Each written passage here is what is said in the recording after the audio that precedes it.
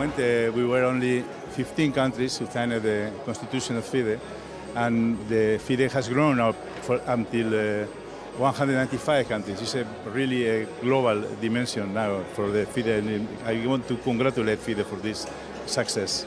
It's very important to be part of the ceremony. It's a historic occasion. It only comes along every century. So we were happy that we were able to take part. In part, we were able to take part because chess has been so much more successful recently, so that 5 years ago we couldn't have come, but now we can. For 100 years, Marc Nicolai signed this document, and it's a very important moment for Switzerland also to be part of it, and for me, myself also, of course. And I think FIDE has done a great job 100 years ago now, and has a future where it can also transmit chess in the society, in social work, in other domains, not only in competition.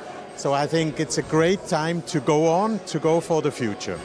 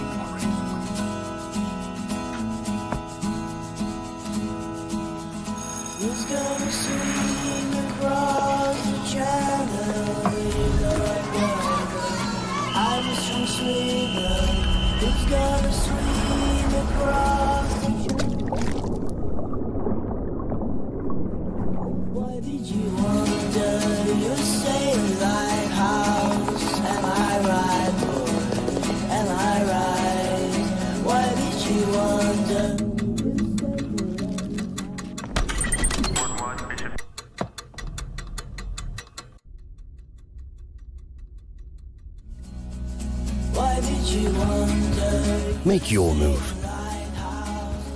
The 45th FIDE Chess Olympiad, Budapest 2024, where the story becomes history. We are getting live in a second, Milan. They are recorded.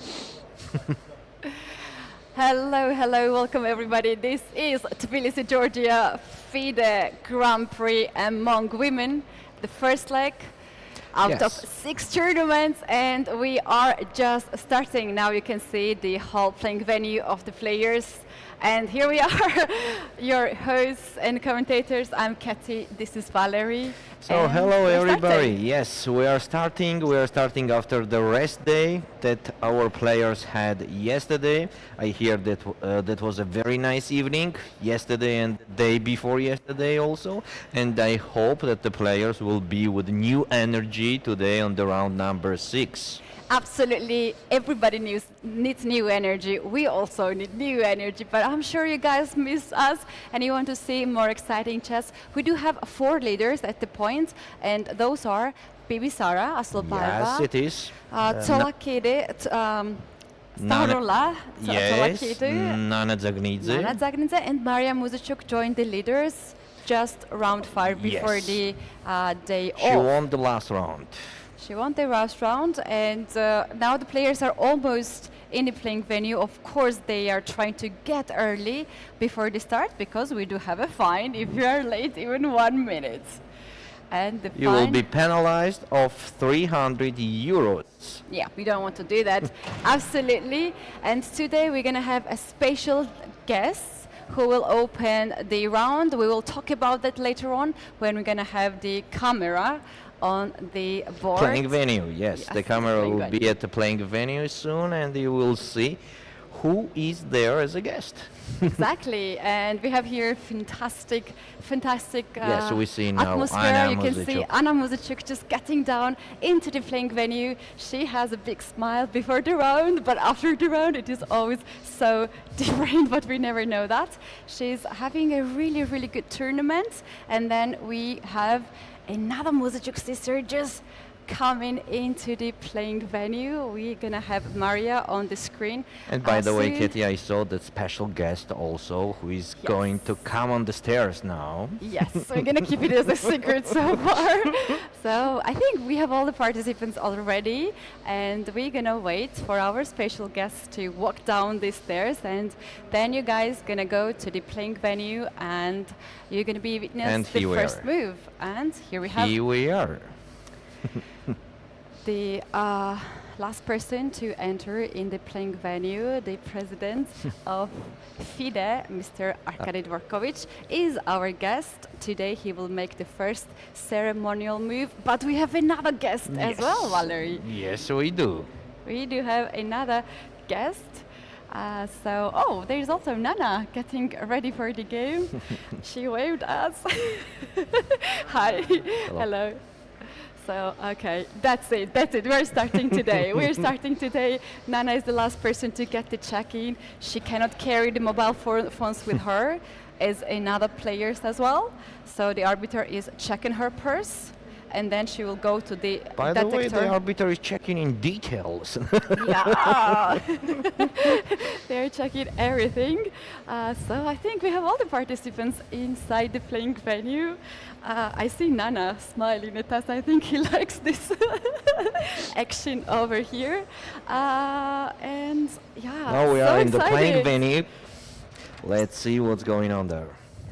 So excited for the start of the round. There we go, Valerie, there we go.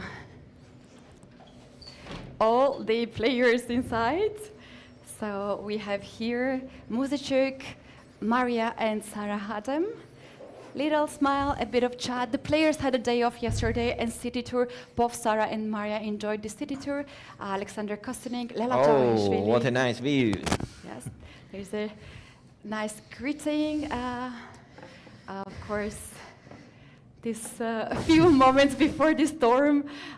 Here we have Arkady Dvorkovich, the president of FIDE, handshaking all the participants. Alina Kashlinskaya. We need a microphone there. We want to know what they're talking. So there we go. Then we're gonna have Bibisara and Nana. Nana very focused. Nana very focused. Wow, yes, actually she has a very decisive game today, as both of them are leading the tournament.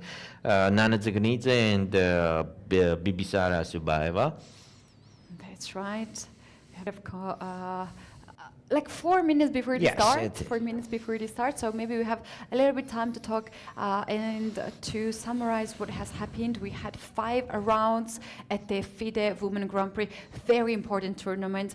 2 players who will get the best score of the Grand Prix circle will qualify to the upcoming candidates tournament, and that is exactly how you can get the right to play With the a quite World solid prize Championship money match. on the same Absolutely. The prize is 80,000 euro, and the winner gets 18,000 euros. All the participants has already guaranteed prize money. Anna Muzychuk getting ready. She has new hairstyle. I see you guys in the chat were talking about that. Anna's new hairstyle today, which is curly. And everybody has such a positive mood. They needed so much this day off, right? Yeah, actually that rest day affects on everybody very well. So what about, Keti, for example, if we have the new system, one day of games and another day of break, so to play the games after each day? Is not that a perfect scenario for everybody? It's going to last forever, one tournament, but hey, that's going to be just good. for 20 days to play one tournament, you know? Right, look at this focus. Nana observing her opponent, looking at the eyes. But we know who is the master of staring, and that is Bibisara Assaubayeva, the youngest participant of the tournament, 2 times World Blitz Chess Champion.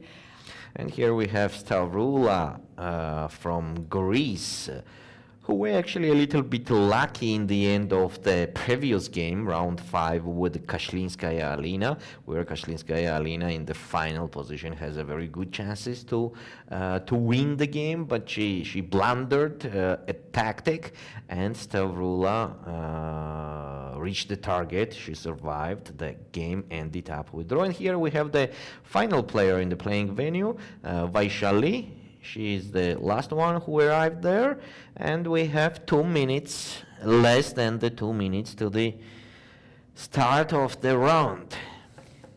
Oh, here we have arbiter talking with Vaishali. I think the first move will be played here on this On board, this board. And the players are usually are asked to, if they agree to that. So we can see Arkady Dvorkovich getting ready for the first move.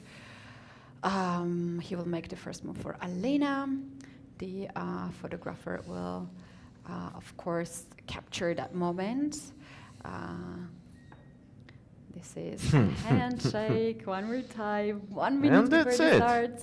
D4 is Alina's first move. Alina can take this move back or keep it like that. We will see. She's not. She's taking it back. Look at her. She's taking it back. So And maybe she will play that move again from the beginning, the same move. And the second, We have guest, Mr. Mamedov. Vice President of FIDE and the biggest supporter of chess in Georgia. Everybody knows him here as a big supporter. And we can see Mr. Dzagnidze, the director of this tournament and also the president of Georgian Federation. Yes. What a day. Today we have heavy forces. And the director of the special tasks of FIDE. Of FIDE as well, yes, that's right. And here we are. We have to go to the business. Fun part is done over here. The smile is over. Smiley faces. And we already have first Sicilian in the Muzychuk and Tsolakidou's game. Alina actually kept d4 on the board. Still? Yes, she anyway played d4. And now let's see how this is going to happen. What we have here? E4, E5. We have with Muzychuk Mariya and Sarasadat. And bishop to b5, Rui Lopez. And the last board, it's a bit for, it's Rui Lopez. We have 2 Rui Lopez, 1 Sicilian. And we don't know what happened in the Nana Dzagnidze and Bibisara game yet, but we will, of course, We'll take go a there look at soon. that too. We'll go there soon. So the standings for now, we already said actually that we have 4 leaders of the tournament, and today, actually each day now will be decisive, as we already have the round 6, and the tournament is coming to be, we're going to the end. Any next game now will be more and more decisive. So the moves appears on our screen that we already can go to that. On the first board, Kosteniuk Alexandra with Lela Javakhishvili. Here we are. D3. On knight f6, d3, and we have some more moves on the board. Bishop c5. And bishop takes c6, and d takes c6, as I see on the screen, right? D takes c6. That's correct. This is That a is position. true. So this is just the start of the opening. The players had one whole day to prepare for this game. They have new energy. I believe that the games will be exciting today, as exciting as the last fifth round has been. Has to be. Okay, nothing unexpected is happening in this game. The position is quiet, mostly with the mutual chances. We go to the next board, number 2. Here we have Muzychuk Mariya against Sarah Khadem. Here we have just a typical Ruy Lopez of the Spanish game with the mutual. Okay, for now it's a little bit early to make any evaluations. It is just a very beginning. And here Yeah, again, and we have the very important match for Mariya, as she is now the lead of the leaders. We can see 4 people with 3 points out of 5. Mariya Muzychuk, Dzagnidze, Bibisara Assaubayeva, and Stavroula Tsolakidou. Bibisara and Stavroula, they have been leading the tournament from round 2. Nana and Mariya joined the leaders in the round 5. Mariya's opponent today is Sarah Khadem, who had a tough tournament, but she managed to win such a wonderful game in the 5th round against Lela Javakhishvili with so many tactical motives. I just love that game, and now she comes with a new energy in this tournament. And you know what? Everything can happen. We can see here Vaishali at the 9th position, sharing the place with Lela Javakhishvili with 2 points, but this is just the start, another part of the tournament. Couple wins and you are leading again. So we were talking about Muzychuk Mariya, as she has a very important game today, and on the same time, of course, we already mentioned Dzagnidze, Nana, and Assaubayeva, Bibisara's game. We go to board 3. This is Kashlinskaya Alina with Vaishali. Oh, I love King's Indian. It is my all-time favorite. We remember Alina played against Bibisara Assaubayeva in one of the rounds at this tournament, H4. Yes. With Ida to play H5, and Bibisara responded correctly with C5 in the center. Do you think, Valerie, she's going to do the same against Vaishali? I don't know what about me, but Kashlinskaya Alina definitely thinking about that right now. No, she didn't do. She did bishop E3. Of course, Vaishali was ready for that Absolutely. response. Bishop to D3, another main line to develop the bishop. I think she's still keeping the chances to push G4, H4, and kingside attack. That's why Vaishali played here very natural move C5 to attack the center and give White the best response is D5 from White, and she did that. Kashlinskaya Alina played D5.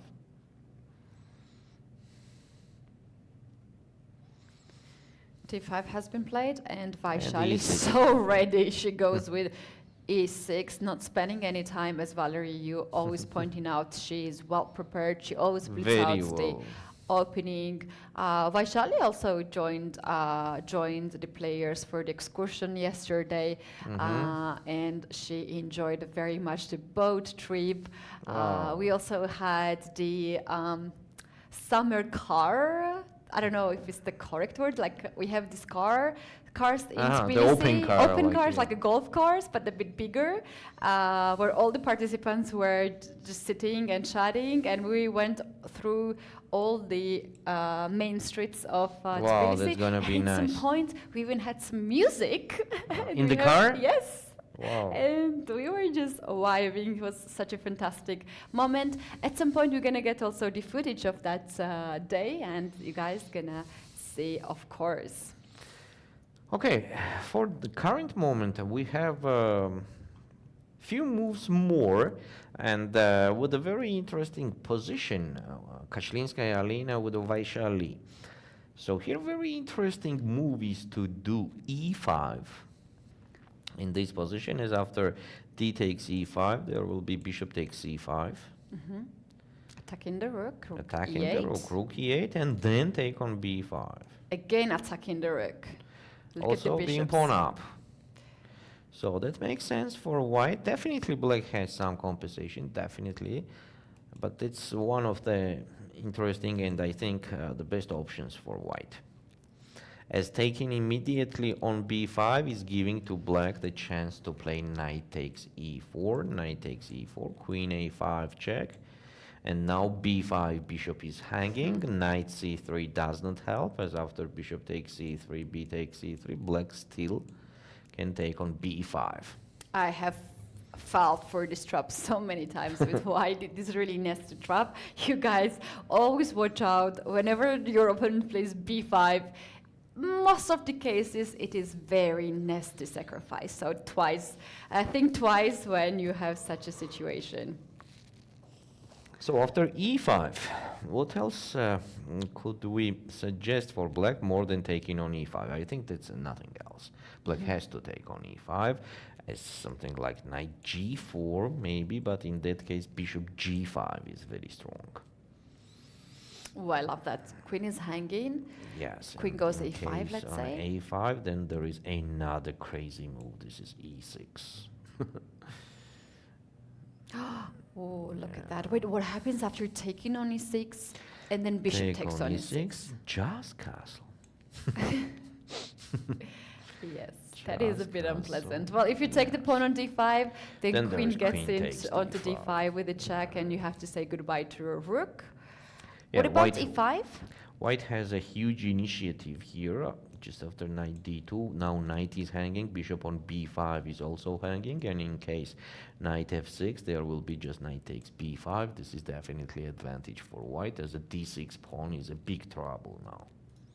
I see. Wow. Okay, let's see. It will be very interesting if Kashlinskaya plays here e5. For now, she's thinking. Let's go to the next board 4. Muzychuk Anna, Tsolakidou Stavroula.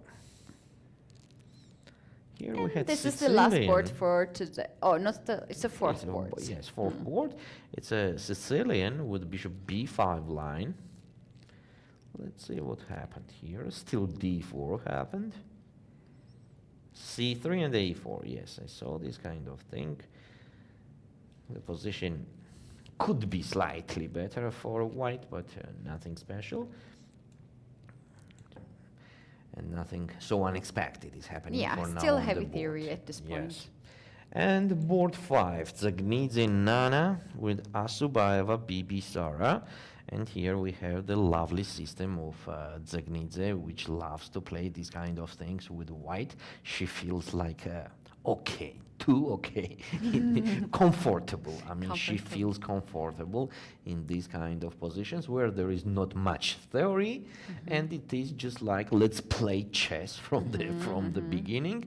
Of course, it's very difficult to say that white has any kind of advantage, but still, you know, when I was in my childhood, my coach was saying, does not matter what you will play with white, everywhere you have to be better because you are white. I mean, with white colors. You have one tempo. Yes, you have extra tempo. So based on that, we can say that white is absolutely okay. But of course, obviously, the position is with a mutual play. And Bibisara played b6. Wow. I'm not sure about b6. Valerie, what the time tells you? Look at the time situation. 32 minutes, 1 hour and 32 minutes for Nana Dzagnidze. She basically blitzed out several moves and get the increment. And Bibisara, she is taking some time. Yeah, she's taking some time, but not a big difference actually for now. So the only thing is that I'm not so sure about b6. Maybe h6 was better to take that bishop. This idea, I loved it with black, to just take that bishop, just to capture that dark square bishop, to be with a pair of the bishops with black. This idea I just love. Maybe this is just my opinion. I love the pair of the bishops. Bibisara decided to play b6. For white, okay, still they could do queen c2 and then short castle, just continue developing. Yep, the game will be long and interesting in this game, but we have to go back to Alina Kashlinskaya, Vaishali, because this is exactly what is happening. Yes. That's the most interesting game for now, based on the positions that the players has. Yeah, what a start of a day. Vaishali with 34 minutes on the clock. She shows no fear to the position, but I am scared for her. Like, I love this bishop b5, two bishops targeting the black pieces. What is Vaishali's hope in this position after bishop b5? Maybe just knight bd7 and continue with pawn down, but with some initiative. With some, oh, sorry, the position jumped to another board. Here we are. I think knight bd7 seems like the most obvious move. After rook e8, bishop takes b5 and knight bd7. Now bishop c6 does not make any sense because knight takes c5, bishop takes a8. Just bishop a6, and the black has decisive advantage here. The bishop is hanging on a8, and when you withdraw this bishop, then knight d3. Knight b2, the discover check in case you go e4 is coming on the way. Yeah. It's just kind of losing. It's already kind of losing. Maybe we can show a little bit more here. After bishop c6. Yeah, bishop c6. What can be the follow-up here? Knight d3. In case king goes on e2 on f1, there will be just knight b2 discover check. And queen is losing. So king d2. After king d2, there is just bishop h6 check. King c2 and queen b6. Now b2 pawn is also hanging with checkmate. Knight b4 check is also hanging in the case of rook b1. And in case of b3, there will be just queen takes f2. Knight e2. And after rook c8, black has just a decisive advantage. Yeah, look at black's pieces dominating the whole board. Queen on the second rank, rook on the c file, knight just being this octopus nice. The bishop does the great job from h6 as well as from a6. And only piece that I didn't mention is the knight on f6. And this knight can also find some way, but there's e4 coming alongside. Yeah, we have a new move, by the way, in this critical game. Alina captured on b5 and Vaishali played knight bd7. So this is a position what we are talking about. So no bishop c6, as bishop c6 is bad for white. So maybe bishop e3. How about knight g5 here knight g4 to chase the dark square bishop? Knight g4, so white has to give that bishop as there is no comfortable place for that bishop to go. For example, on bishop g5, it will be just queen b6, another tempo. Now f2 is hanging, so after castle there will be another tempo. You know, and black has the initiative here. So on knight g4, it seems like castle makes sense to give that bishop. Okay, it's not good to give the dark square bishop, but still white is pawn up, so they have material advantage. On the same time, black has the compensation for that. How big is that compensation and how dangerous, that we will see a little bit later. But for now, we just have a compensation for black. Exactly, you can see Vaishali being very comfortable here with an increment on the clock, but also if Alina, and for sure she has analyzed this one at home with the computer, she should know that this is still quite pleasant for white, and she just needs to. Bishop a3 is also the move. I think she's considering exactly that right now, because the bishop is hanging on c5. There's two moves, bishop e3, bishop a3. Bishop a3 also makes sense. It's quite nice move, as after bishop a3 we are not facing knight g4 and we're keeping the dark square bishop on the board. On the same time, white can put their light square bishop on c6, and bishop on a3 and c6 is quite connected to each other, kind of controlling the queen side and part of the center. So maybe bishop a3 is even the better move here for white. For example, let's take a look. Bishop a3. Now there is no knight g4. Yeah, automatically. So another way to fight for initiative for black, it could be e4. And then e3 to open up the file, Yes, as white's king is not castled yet. So on the same time, we have the weak side of e4, that it appears knight d4, knight c6. So in case black plays e3 now, there will be just castle. Just castle, and it's a little bit unclear what to do next for black, as now white's knight on d4 became quite dangerous piece, quite strong piece actually by itself. So taking on f2, just take on f2. Right, and after this pawn disappears from the board, white will have no worries at all, as that dangerous pawn is gone now, and in other black pieces are quite Knight limited. e4 is very interesting move, by the way, what engine suggests here. And white is not taking on e4, is after rook e4.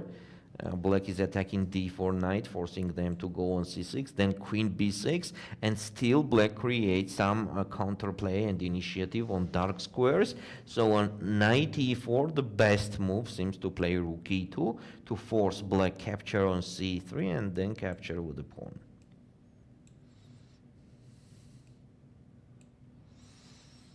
And here I don't think black has enough compensation for the pawn, so let's see. Right, but this e4, e3 is of course non-mandatory. In case of bishop to a3, black can just try to develop the pieces, maybe something like bishop to b7, maybe something like rook to b8. White's king still is in the center, so black has to play something very aggressive, something that creates By the way, threats. the crazy line that engine suggests here for black is a6, Keti, on bishops, is it e4? Now e4. and don't move like knight d2, knight e5. That's absolutely correct. Both of the rooks hanging. Could be that Vaishali is ready even for that, if she analyzed that. Let's see further, like after bishop takes a8. Bishop takes what is a8. next move? Then it's a decisive advantage for black after, bishop g4 first. Wow. And those when are the crazy moves, to be honest. When the queen goes, then knight d3 check, and on king f1. Then there is e3, not taking on a8 still.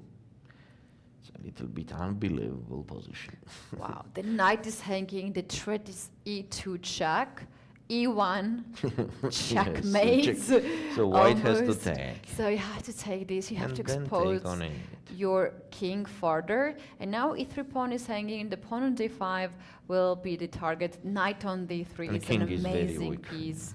King is quite weak, which is between the rooks, and rook has no connection to each other. So black can use this initiative indeed. Yes. So the best that white can do after e4 in this line, after e4, the best that white can do is knight d2, knight e5, and bishop takes e8, not a8. Bishop takes e8 to stop the pressure on the e file that rook from e8 was doing, and after knight d3, king f1, now e3 is not so effective for black, so they just take on e8, black just takes on e8, knight takes e4, knight takes e4, queen takes d3, knight takes e3, b takes e3, and bishop f5. Here black still has the compensation for the exchange and the two pawns. Yeah, usually exchange and two pawns are... Oh, white has that connected two pawns actually, but they are quite weak. They are both of them weak. Because like d1. after rook to c8 or rook to d8, black can target these two pawns. Well, the problem is the white's king, where the king goes, how you're going to do this artificial castle to get the rook into the game. That is pretty difficult. Mostly when the opponent is prepared on those lines till the end, that will be very tough game for Alina. So let's see what decision she she will make here in this position still. We have this position on the board. Kashlinskaya Alina is already thinking more than 5 minutes. Quite surprised by Vaishali's choice of the decision in the opening. Vaishali seems just fine in this position, even had a chance to observe the other games too. And we know that whenever she starts to think, that is when she is surprised by her opponent, and she's out of the book. Valerie, we can maybe take a look at the other games to see the progress, how it goes. It goes too smoothly. Nothing unexpected or complicated is happening in any of the games, as I was also taking a look at them with another eye, the left one. And I was ready to catch any other position where it was something interesting happening. For now, it is quiet positions. On the first board here, we have Kosteniuk Alexandra with Javakhishvili Lela, where black's position is absolutely okay after the opening without any troubles at all. Board 2, Muzychuk Mariya against Sarah Hadem. This is a mutual play. Still in the theory, the position is like following the theory. Board 3, we already talked. Here, Kashlinskaya Alina is thinking. Still thinking. Or maybe she did the move. It's very interesting to see it on the screen. As the moves from the screen, we are getting faster. Right, we still have the video of Sarah and Mariya on this screen. This game. So Sarah has made bishop to g4, and she has left the table. Mariya is the leader of this tournament, as we mentioned earlier.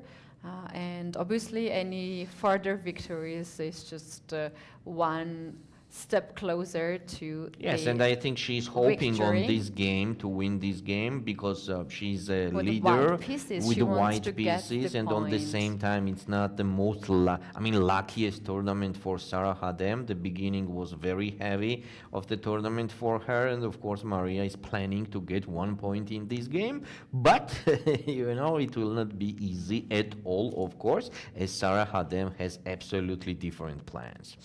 That's right. Muzychuk Mariya won her round 5 against Vaishali. There was a one bloody game.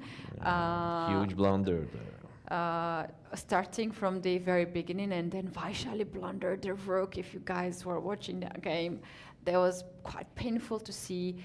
If you have not watched it, that's the game you want to take a look, because they played absolutely fantastic. But then we had the blunder. And anyway, this is another day. Here we have this position. They are slowly starting the day. So far, I think the game which is the most exciting is Vaishali against Alina Kashlinskaya. So let's go to that.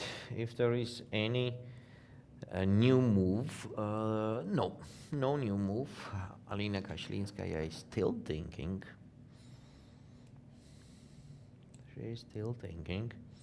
Yeah, this is important decision that she has to make. I think first line that she's going to calculate is bishop c6, as we showed that on the screen already, because that's the most attractive move here for white to attack the rook.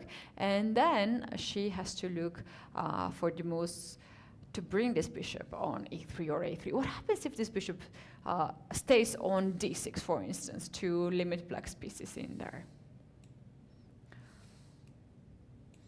After queen b6, white could be in trouble immediately, as the black is developing the queen with tempo. And that e4 is still coming is very dangerous. Yeah, and even after bishop to c6 to attack the for example, rook. engine ignores that at all and playing e4, and when the knight goes on d4, it plays e3. Yeah, bringing the queen on b6 gets any extra threats for white. b4 is hanging right now, so black can consider and that. Believe me, it is very difficult to play this kind of position against a player who is very well prepared. It's very difficult. when there is so many tactical motives, it's like you have to be too careful.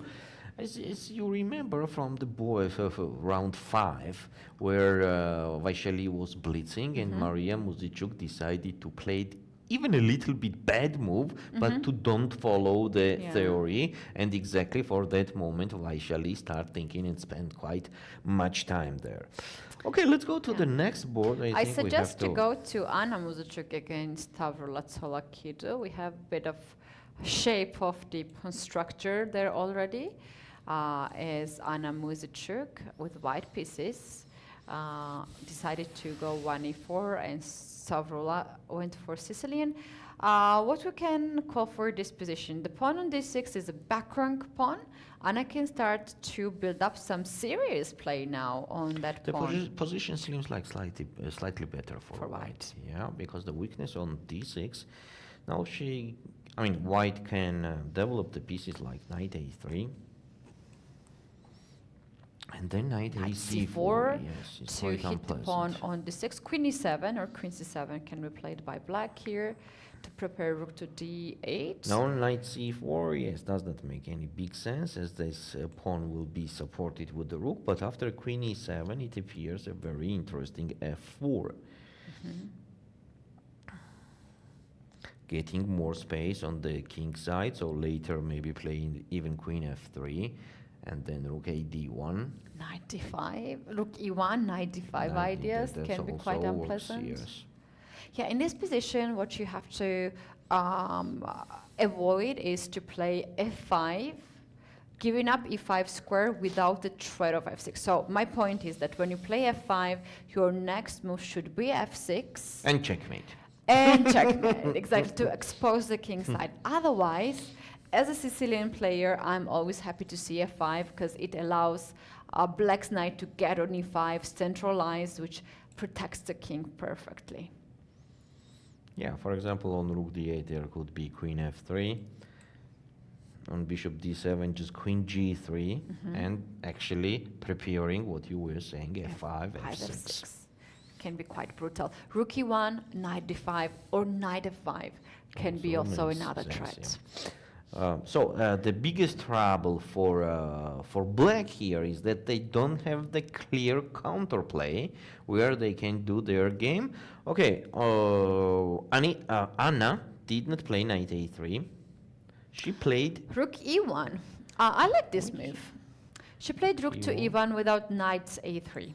Knight a3 was our suggestion, but I like this move because it's very sneaky move.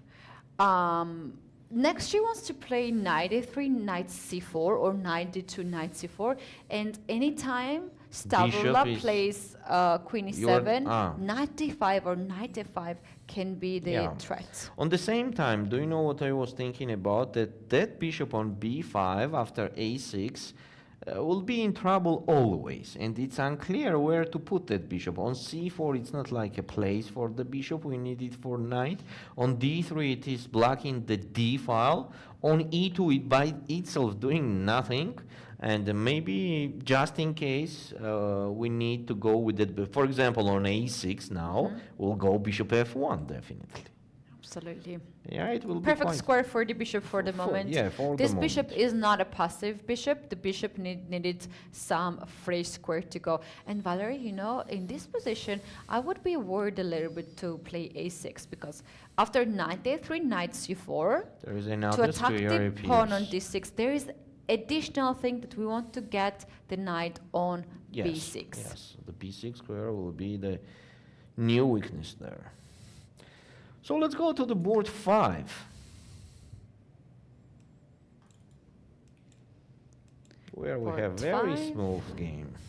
Nana just played rook to d1, just putting pieces together. Yes, this is Dzagnidze Nana with Assaubayeva Bibisara. After b6, the last moment we are considering, it happened castle. Bishop b7, queen c2, a6. Oh, what is engine suggesting here is a e4 move. That's very interesting, by the way. e4. Actually, why not? Yeah, why not? Why not? It is Why not? quite As bishop good. on b7 is not so lucky piece now. You know, for example, if black plays e5, try to go to the king's Indian positions. After d5, there is not a place for the bishop on b7 for sure. It's not doing anything much there. And on the same time, okay, it could be slightly better for white. Instead of that, Nana decided to go rook fd1, and this is a position right now where Bibisara is thinking how to continue the game. I also like this move, like Anna's move, rook e8. Rook d1 also is kind of waiting move. Yes, You can play and e4 any improving the time you rook. want, because black cannot play knight e4, rook, bishop e4. You can play e4, and rook from d1 scans all the pieces, including queen on d5. That's true. So e5 and c5 would need a further consideration to play or not, because if you do play e5, you even lose the pawn in that case. Pawn Yes, takes and you'll then do. knight takes. And yeah, somehow I have a feeling that Bibisara does not feel so comfortable right now. But of course, she is quite strong player, and any position she is able to do the best moves there. So it will be very interesting. And I think for today's round, it is one of the decisive rounds, as the leaders are playing between each Two other leaders on are this board. Shall we show this one to the viewers, just to make sure that everyone understands rook d1 square, like move, like for instance e5 right now will be just a blunder, as takes, and then knight will jump on e5, and that's not only the pawn actually. Knight d7 or rook d7 is now a serious threat. That's a huge advantage for white. So yeah, the main point of rook d1 is to stop e5, of course. What about c5, Valerie, if black plays c5 makes more sense, but still, I think d5 is enough to keep the advantage here, as now e6 does not work. I mean, another point of rook, the d1, d1, really good the piece. take on e6, and rook takes d6. So rook d1 is quite a flexible move. Yeah, so that makes black to think twice here if she wants to push the pawns in the center. Of course, she has here plenty of options to make the moves, maybe even h6 to kick this bishop away. h6, e6, this is what engine suggests, by the Yeah. way, and e6. e6, exactly. Look at these pawns on the 6th rank. All of them on the 6th rank, protecting this I pawn. think it's time to go to Kashlinskaya Alina Vaishali's game, as they have some new moves there, and by itself that position was most interesting compared to others for current moment. And Wow, here we look at have this. bishop a3, a4 happened, and knight e4, to knight d4. d4. This is what we were actually considering. So now for black e3, interesting move. But in that case, castle. So we are considering here, wait a second, we are considering something different. Not instead here, of e4, a6. a6 instead of e4, this is what we are considering here for a6 first and Vaishali. then e4. Yes, this is what we are considering, a6 first. And the main reason is that we want to kick this bishop away to have e4 and knight e5. Yes, and d3 square. Yes, Later. exactly. to So control. engine says that was the best. Instead of that, Vaishali played e4, and after knight d4, she started thinking, Keti, how do you think, what could it mean? I mean, what does it mean? What it could be? All right, Why so she in my start thinking opinion, right now? in my opinion, and also just using the facts that what Vaishali has told us here at the interview, she takes her time when she's surprised by the opponent, when her Knight d4 was preparations not are- surprising. No, I e4 was think so. surprising. What was surprise? I think now she's going through the variations where she does not need the bishop on b5. She needs this bishop to be kicked away, and maybe it often happens that we miss the move orders. So this is what I wanted to say. Yeah. Could it be that she just missed the move to play a6 first here and It then can be e4? It possible. can be, It yeah, can be because possible. we are human and we could not remember all the lines. And could be that she realized right now that now she has the different position. Yes. Then it has to be. Exactly. That actually happens a lot. We had here the situation as well that a player wanted to play first this move and then played something else. Somehow I go this way to think, look at her face. That something is wrong on the position. Something is wrong. I mean, this is not the position. You think so? I think so. I think she just missed to play a6 first and then e4. It's not illogical. Possible. I mean, it's just this is logical. my first very because we impression. usually know that she's blitzing until she knows the line and there is nothing unexpected and surprising from the opponent. So the last moves that the opponent played, bishop a3 and knight d4, it's not surprising. It is most obvious moves that she definitely considered it as a preparation. So the only thing that I think it can be that she just missed to play a6 first, which is actually changing the position absolutely. Absolutely, because now if black goes with a6 and kicks the bishop away, the bishop goes nowhere. Knight jumps on c6, attacking the queen on d8, queen goes on b6, and now this bishop will remain on the diagonal. Bishop e2 is the move you want to play. And you know what? After knight to e5, there is 95. There is first of all 95. 97. Trading the knights, and you have such a beautiful structure with pawn on d5. But there is also knight 97 is a crazy move, because on king h8 there is just a castle there. Or d6. I mean, d6 is supporting that knight very well. It seems like a huge advantage already. Yeah, but even like without 97 here, it's quite logical. Yes, but if I agree. even take the knight on e5 and then castle, I completely coming agree. on d6 next move, this is a perfect pawn on d6. Yes, it is. So let's see what Vice. Somehow, as much time is passing, I am like more and more sure that exactly that thing happened, that she missed to play a6 first.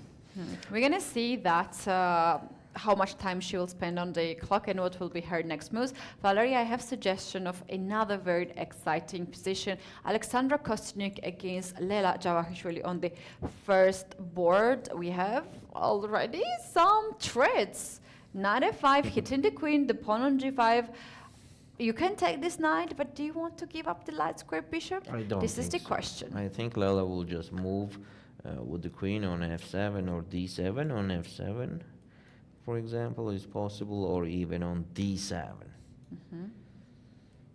Okay, just for fun, we can show that move, that if the black capture on h5, there will be knight g7, but of course black will not do that, and black just plays g6 and they are winning the game. So on queen f7, maybe just bishop e3 to offer trading of that bishop is possible. The game is with mutual play, but the engine says that after queen d7, black has some advantage still. And later g6, just to attack that knight. Yeah, that's interesting. Valerie, I have this suggestion here. What about bishop takes f5 and then queen d7? Is black going to annoy this pawn on f5? Yes, seems like that. Also, the knight on f8 is tucked a little bit right now, and that e4 square that appears could be used by white. And maybe it's not the best option for black to give that bishop. Let's see what Lela Javakhishvili will decide in this moment after knight f5. Yeah, that's the moment when she will take some time of her clock, because it is important decision. She can improve her position and increase maybe even to the advantage. You guys, we have an interview for you. The member of Georgian national team, Nino Batsiashvili, a grandmaster from Georgia, has visited us one of the days, and we have an interview. Go ahead, watch that interview, and by the end of that, we'll be back with more exciting chess at the FIDE Women's Grand Prix in Tbilisi. See you soon.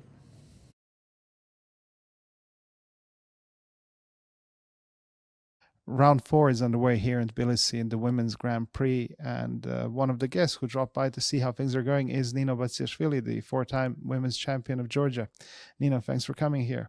You're local, you're from Tbilisi.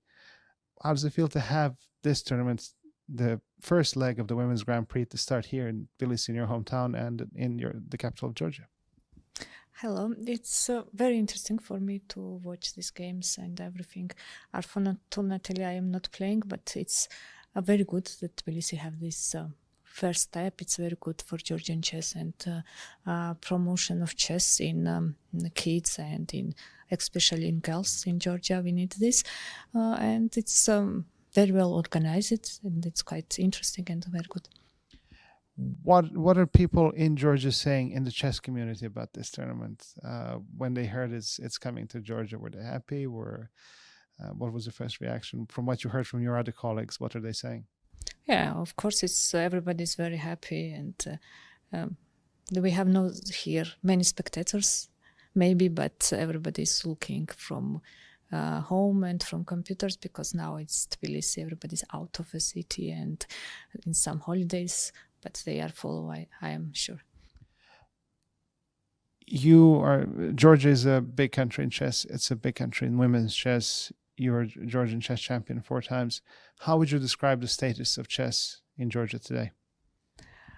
It always was like this. From my childhood, we always was looking for our legends, Nona and Maya and Nana and Nina also.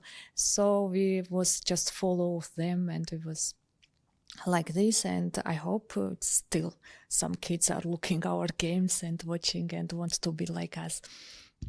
And in terms of the Women's Grand Prix series, you said you're not participating, but you're following. This year, the format has changed. Last year, there were 4 events. Now it's 6. The prize fund has increased. Do you think this is a good change? In general, it's good change because it's less days. Nowadays, everything is going very fast, and sports event also needs to go faster, and it's better because it's just 10 days, not 12 or 2 weeks. And do you think the time controls should then be lowered, or should they still keep it as close to the classical as it should be? I think it should be classical, because I like to play classical chess, and we need also time to make normal moves. I don't know, but also I like this 45 minutes, like we are playing this World Time Championship. This format I also like. It's very interesting, and it's faster, and it's I am enjoy very much. And thinking more broadly about women's chess in general, how would you make the assessment of women's chess in the world today, and where it's going, and what FIDE is doing? Now something has changed better, yes, of course, because we have more tournaments than before, and I hope will be more and more tournaments for women, and we will be some equal prizes for tournaments. And for you personally, it's summer. You said most people are out of Tbilisi, but for you have to prepare. The Olympiad is a month away in Budapest. Are you preparing, and how are you preparing? Yes, now I am making some preparation with my coach, and also I'm doing some sports, and I will rest after this. I think to go near the end of this month. Yeah. You said you're doing some sports, and is that part of your preparation? So it's one part is obviously the chess work, but the other is the physical preparation. Is that, when you said you're doing sports, is that part of your preparation? Yes. So what are you doing? Now I'm doing yoga and some swimming, but it's yes, of course, we need some energy. Then we are going in age also. We are not young anymore. Okay, so everyone needs. I need some sport, yeah. And obviously, you said you're gonna go out of Tbilisi a bit to Batumi. I think you mentioned you're gonna go to relax a bit. Hopefully. Yeah, I will go before Olympiad to rest a little bit. Good. And finally, what do you make of the games here so far? Obviously, it's round 4. The games are underway. What do you make of the performance so far of your compatriots, Lela and Nana? I don't know. Maybe they will finish draw. It looks like this. Yes, their games and their positions in this moment. But in general, I mean, the past 4 days, how they played. Yeah, they played very good, I think. Also, Nana has a lot of chances for win. I think all games she could win. So also Lela have very good chance against Bibisara. Just she made somehow draw. I even don't understand how it's possible, but well, okay. for her. They have good chances. They're one step away from victory. Hopefully that will come. Well, thank you so much for your time. It's good to see you here. Thank you.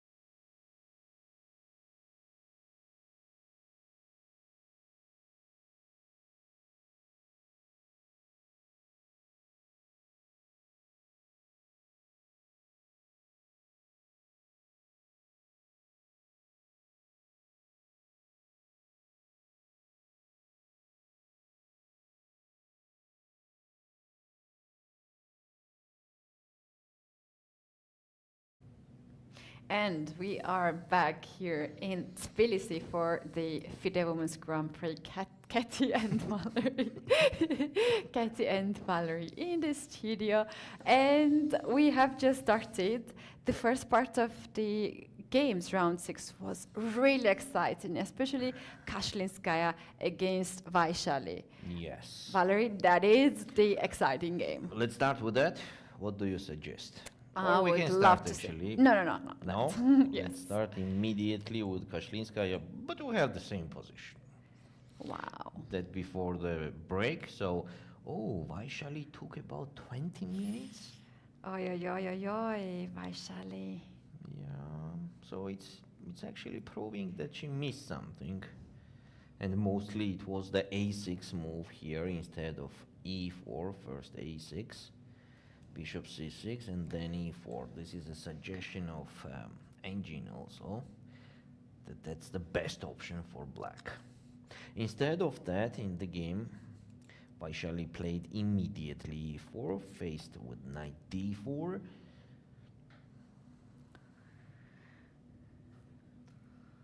And now she is taking her time more than 20 minutes. So, what to suggest here? For black, the evaluation is 0.8. For white, that after e3, white is just ignoring that and playing castle. So, and it goes to the position that we already considered, take on f2, knight e4. And, instead of taking on e4, here the best move for white is rook e2. Take on c3 with the advantage for white.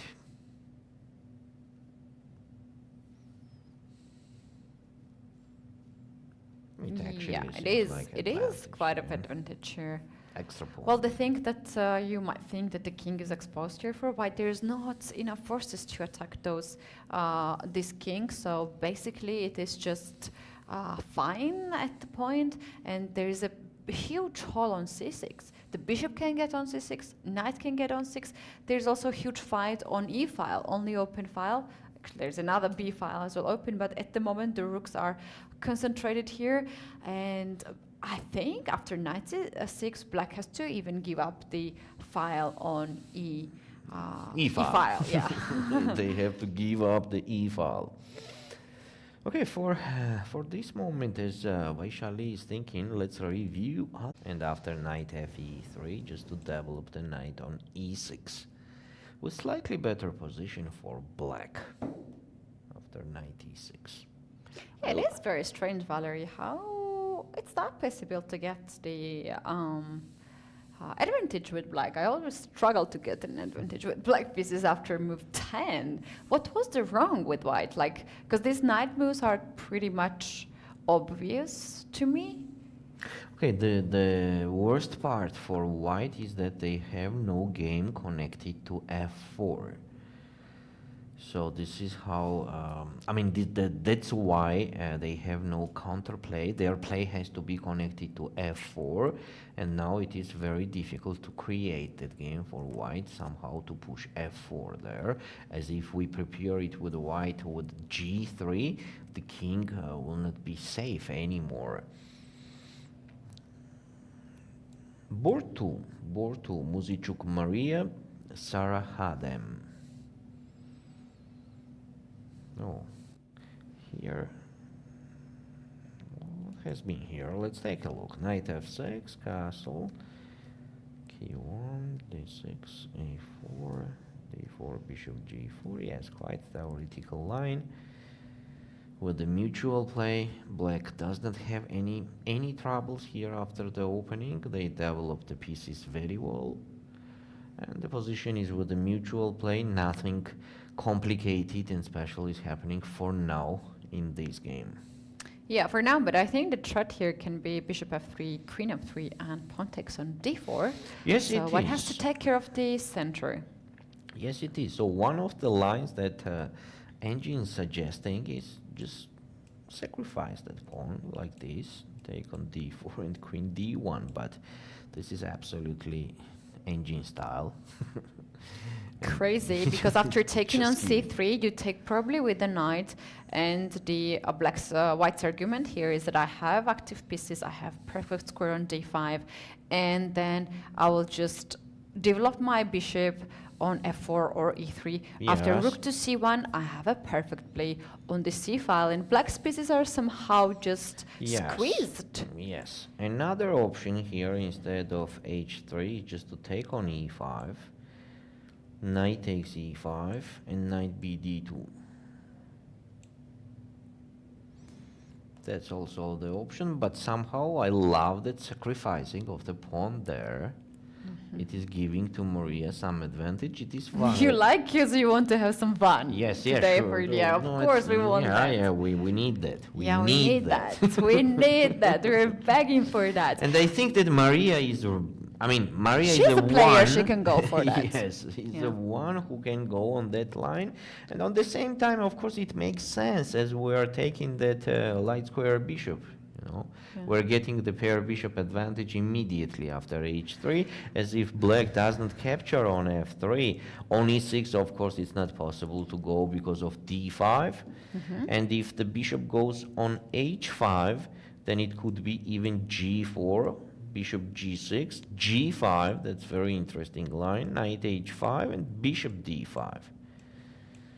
And some threats appears. On queen d7, there is knight h4, another interesting move, as taking on h3 now makes no sense for black, because after taking on g6, white will be just pawn a piece up.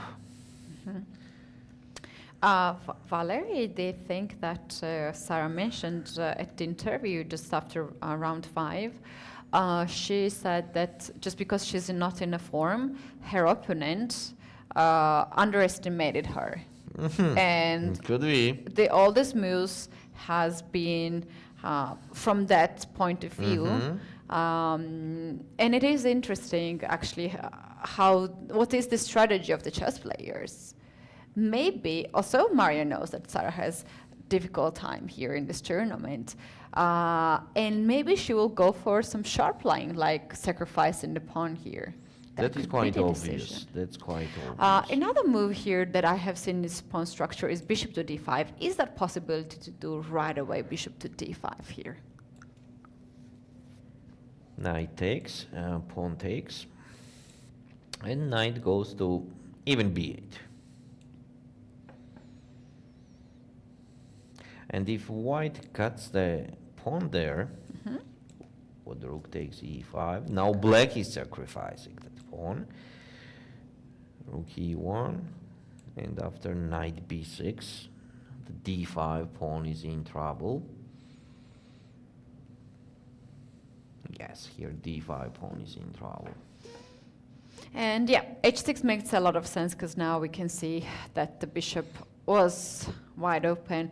Mariya Muzychuk on the screen, she's very focused. She's second-seeded player by the rating. Her rating is 2508 from Ukraine. She is 31-year-old, and she is the Women's World Champion in 2015. And of course, alongside with her sister, they have won so many team competition for Team Ukraine at the World Championships, at the Olympiads. They were also quite successful European Championships, and she's quite titled player. At this moment, she is actually among the leaders, one of the 4 leaders of the first leg of the FIDE Women Grand Prix. And playing quite decisive game today. Very important day for her. She needs this win, Sarah needs her win. Yes. Now so everybody draw will make them going into next round peacefully. Also, as the players are mentioning, draw is another result. She is going to play, she just made a move, and there was a bishop move.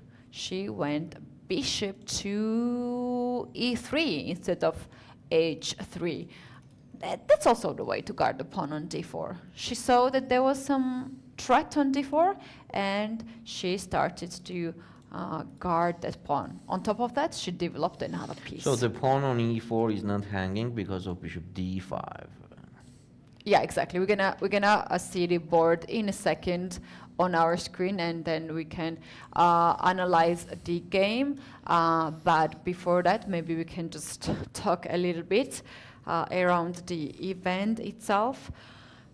And the importance of this tournament. It's not only that the players are fighting for the best Grand Prix points, which is 130 for the winners, but also the winner gonna get 18,000 euros at this competition. That's amazing prize It's fund. really good prize fund. And of course, additionally, the participants of the Women Grand Prix will have the chance to fight for another prize, which is the prize for the accumulated points. That means that top players of the Grand Prix overall standing will get another prize, which is 20,000 euro for the winners. Sarah Khadem, deep in her thoughts, she is now observing the position. Another Muzychuk sister, Mariya Anna against Stavroula. Another very interesting Sicilian game. We're gonna dive in this position quite soon, as we have some moves updated. Yeah, actually. And some interesting development, because Valerie, do you see the pawn on g3? Yes, I do. She's going to change the pawn structure dramatically in this position. But what is on my mind, this is a game, Kashlinskaya, Alina, Vaishali, where Vaishali is still thinking already for half an hour. So let's go to Muzychuk Anna, right?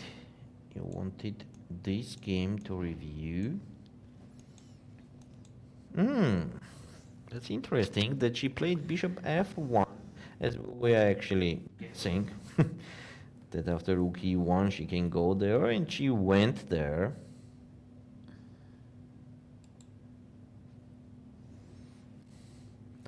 b6 was the response from Stavroula, and g3, engine does not love that move. It says a very very unusual move for white. This is rook e2, rook d2. I mean rook e2 to move the rook on d2 to make more pressure, to increase the pressure on d6 pawn. For example, bishop b7, rook d2, and after knight ac4, knight ac4, just a straight attack on d6 pawn. And it what says about knight b5, Valerie, in this position? Oh, sorry, yeah, knight b5 is even with tempo. So it says queen e7 here, no, knight ac4. And it says that the white is just gaining the pawn. So what an unusual evaluation for human being, you know. Rook e2, rook d2, and knight c4 is just gaining the pawn. So it means that here white could be pawn up. So it is quite unbelievable for human, you know, here to realize that it can be the pawn up position for white. Anna played g3 here, and as engine says, it is losing a big part of advantage. Now it's Stavroula's turn. The best move seems bishop b7, or even a6 is okay.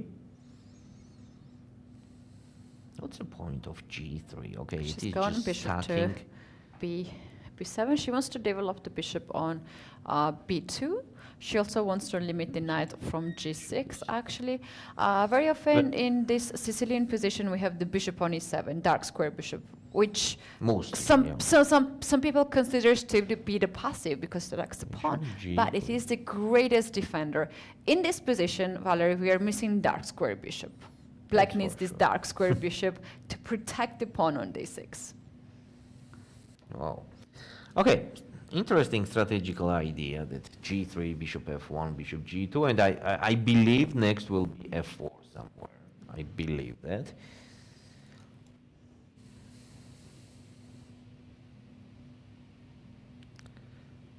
Vaishali is still thinking.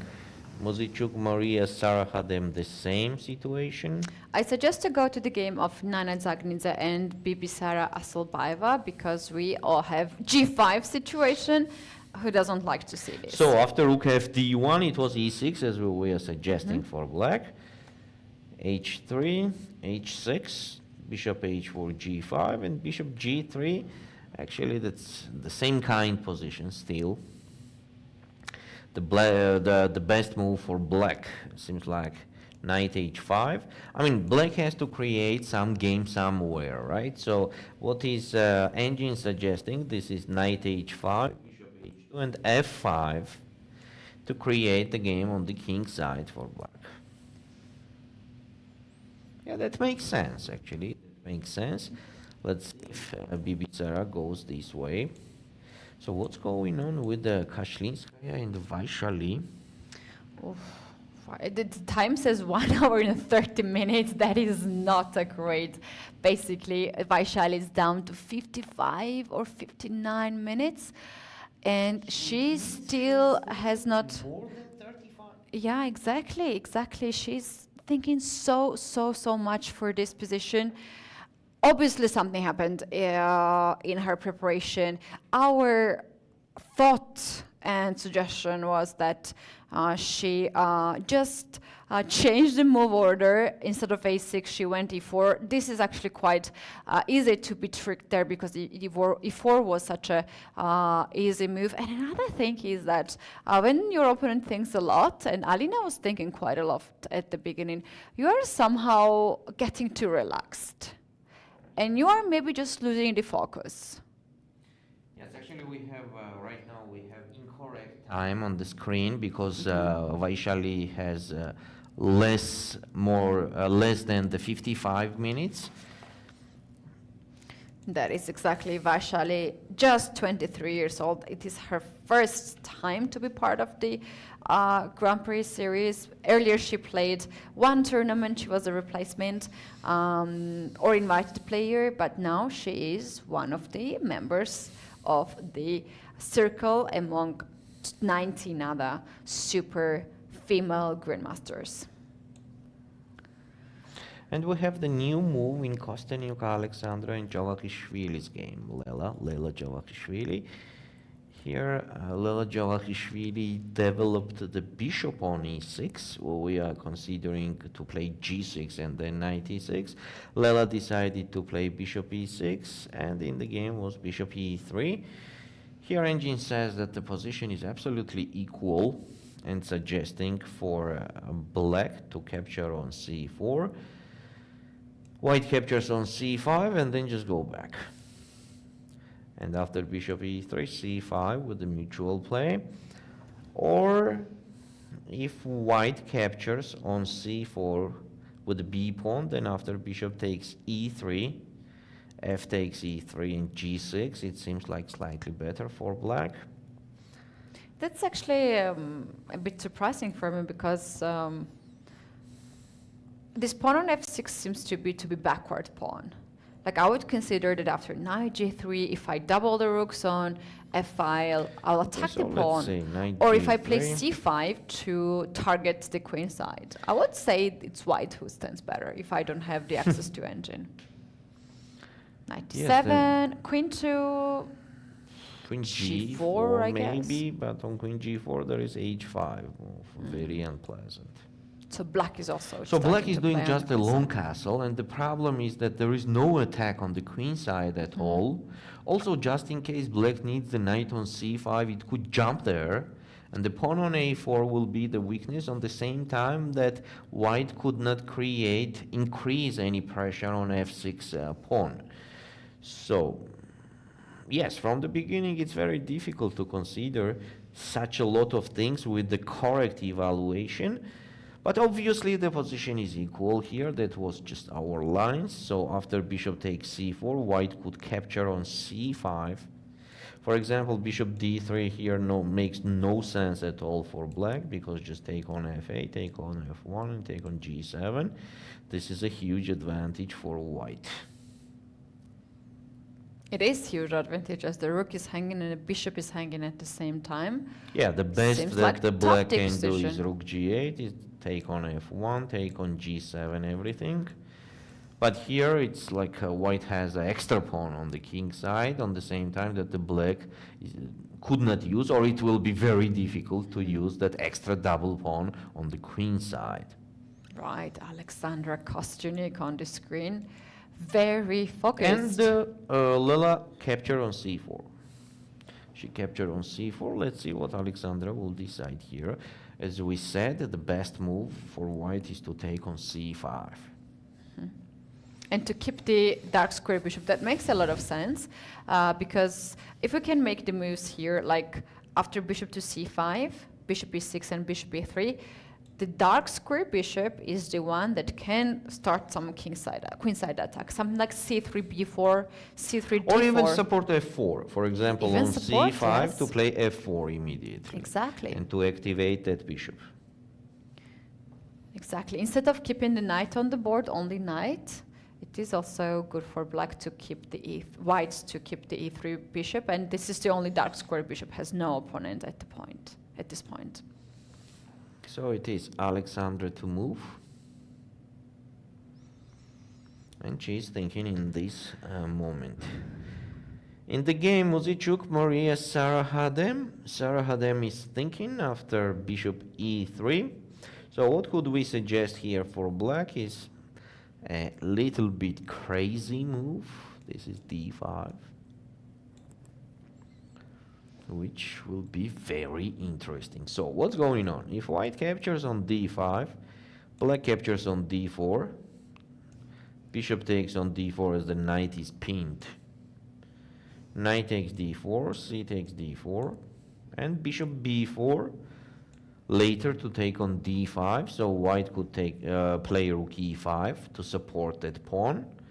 But after rook b8 there is a clear compensation for black for that one pawn, which is even doubled. Yeah, seems like quite tempting for black to play d5 here to blow up the center. Look for some counterplays. I think I saw Vaishali. I think I saw Vaishali, yes, and she made the move. Yeah, she made the move. This is knight g4. You guys, we do have a little tiny window, like basically just like as big as my hand is, and we saw her walking there from the distance. So that is her move, Vaishali. Knight to g4. So the most obvious move for white is castle. Queen h4 to threaten Now checkmate. e3 I don't think is making any sense, because after queen takes g4, queen is supporting the d4 knight, as it was not possible before castle. Yeah, before castle, because knight on d4 was not supported, but after castle e3 just queen take g4, and there is no discover attacks or anything. For example, if black play something like h5, it could be just queen f3, giving back that piece, and then taking on e3. But why don't queen to d1 to guard the piece? It's not an extra piece for queen white? d1 here. Yes. Then it's queen b6. Some initiate, nothing special, Nothing but knight really. d2. Yeah, I mean knight d2. Come on, we're just piece up. Sorry, we're just piece up. Yep. Oof, I can play this position with white any day. With anybody. Anybody.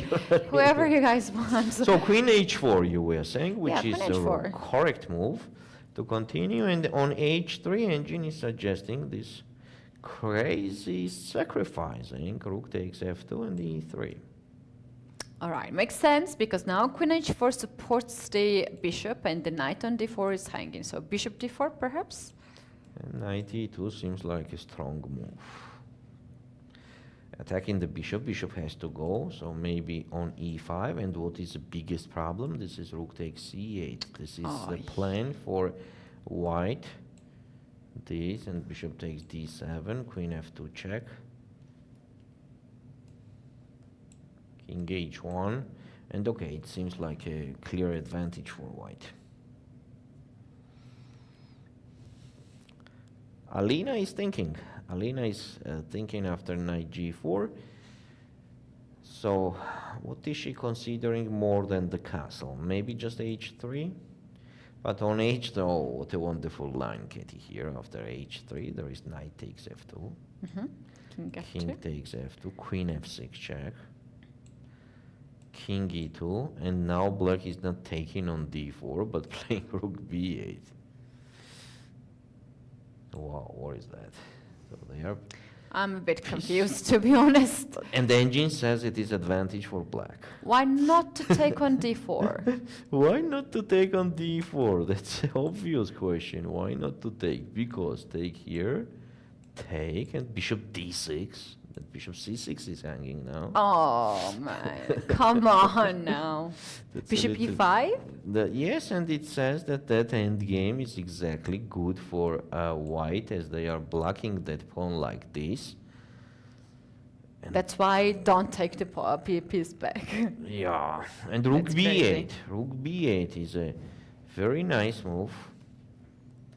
Very interesting move, rook b8. So could not white just survive the extra piece? So what is more crazy, it's that on queen a4, attacking the d7 knight on the same time, engine suggests queen g5, so it's not taking that piece back at all, it continues attack on the king. And here white is in trouble. White is in trouble. So h3 is not the best option for Alina here, so the best option is to play castle, as we already said. Castle is really timely now to make sure that your king is safe, but she needs to go through the variation after queen to h4, but it is not a difficult tactic to take on f2 and then to play on e3. That is actually quite not standard, but it's quite easy for Alina to spot it out. I would like to go and check what is happening in the game of Nana and Bibisara. We have here one more move, and that has been queen to e7. So g5 has been played because black could not play any pawn like c5 or e5. Okay, so the suggestion of engine was knight h5 and f5 to create the game there. So it is quite obvious that the black has to play on the king side and the white has to play on the queen side with b4 and c5. So to prepare that plan now for white, it seems like a best move to play rook ac1. I mean, to develop both of the rooks like that, and later to think about pushing b4 and getting more space on the queen side. On the right moment, maybe even push c5. Let's take a look at Muzychuk Anna's game with Tsolakidou Stavroula. So after bishop g2, Stavroula played a6 and queen e2. Somehow I think that black has equalized the position. It is very close to mutual play. It was an excellent chance. Rook e2, rook d2 was just a great idea, you know, brilliant. Yeah, For now, it's a mutual play, as the black does not have a problem of developing any piece. The d6 pawn is also, for now, supported very well, and actually nothing is attacking that pawn right now. So we can say that the position already is with the mutual play here. Sara Hadem is taking quite much time after bishop e3, and she did it. She called for d5.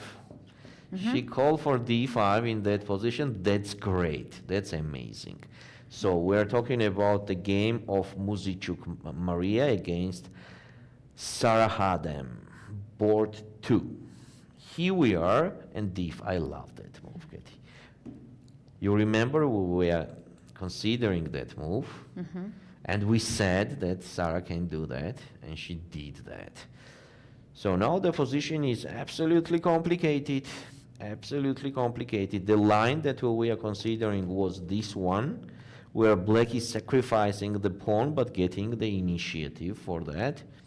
So full compensation here. What can be better for white that we can suggest? I actually don't know, because d takes e4 is hanging, the knight is pinned, so what could be better than taking on d5? I think it's just the only move. It takes d4 is also a possibility. You mean here. d takes e5? Yes. On d takes e5, after knight takes e5, white is in trouble. Again, the knight is pinned. And for example, if the white captured the pawn like that, then take on f3, take on f3, immediate queen d7 with the queen h3 idea is creating too many troubles to white. Coming to h3 or f5, hitting the pawn on f3. Rook b8, rook d8. Yes, can be a beautiful play. Rook on a1 and knight on b1. Look at those pieces. Can we also just draw the arrows of move like h6, knight h7, and knight g5 as well? That takes 3 moves. But to put the knight on g5, right? Yeah. That's nice. That's nice. Okay, let's see. Mariya has to think, as the position is quite complicated, but mostly we see that e takes d5 is the only option for white. And here we have the moves in the game. Kosteniuk, Alexandra against Javakhishvili, Lela. Kosteniuk, Alexandra captured on c5 as we were expecting. And Lela goes bishop e6.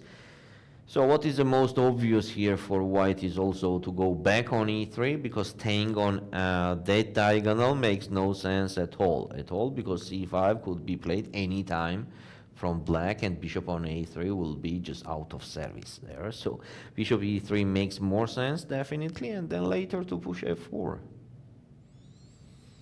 Position is very close to equal, but actually it is a little bit tougher to play with black, because the white is pushing the pawn on the king side and creating some threats there. Let's see how Lela will take care about that. Muzychuk Mariya is still thinking. The same is happening in Kashlinskaya Alina's game against Vaishali. We have the same positions everywhere. Yes, for now we have the same positions everywhere. Yeah, the players are taking some time and thinking for the plans to choose. And usually this... I think it's the best time now to do the short break, as all of them. We have to do the break, and this is the correct time. So we have the first board where it is minus plus a smooth game. Nothing special is happening, and it will not change for a long time, I think so. We have a very interesting game here where for sure Mariya will think for a long time. Okay, minus plus a long time. And we have another decisive. Oh my God, we don't have to go on break for now, because Kashlinskaya Alina captured on g4. So we were not even considering that move. We were saying that after castle, white has the advantage. Now after queen g4, definitely Vaishali captured on d4. And now black has the full compensation again for that pawn. Some queen b6 coming, some knight e5 discover attacks. On the same time, a6 is very interesting. Oh, Kashlinskaya Alina gave much more chances to Vaishali in this position than if she played castle instead of taking on g4. Now Vaishali has an excellent compensation. Again, she is back with a huge compensation, as it was, for example, 2 moves ago. Maybe even more. Maybe even more is here. All right, let's see what happens after castle if Alina decides to castle in here. Black has this move, bishop c3, pawn c3, and queen to i5, attacking 2 bishops, giving up the knight on d7. White takes this knight on d7. We can take the bishop on a3 and attack the pawn on c3, or we can take it right away. And this is absolutely equal position. Rook on c8. The pawn on c3 will be gone shortly. That's absolutely equal position that even could go to draw. Let's see what Alina will decide. Now I think we are ready for the break.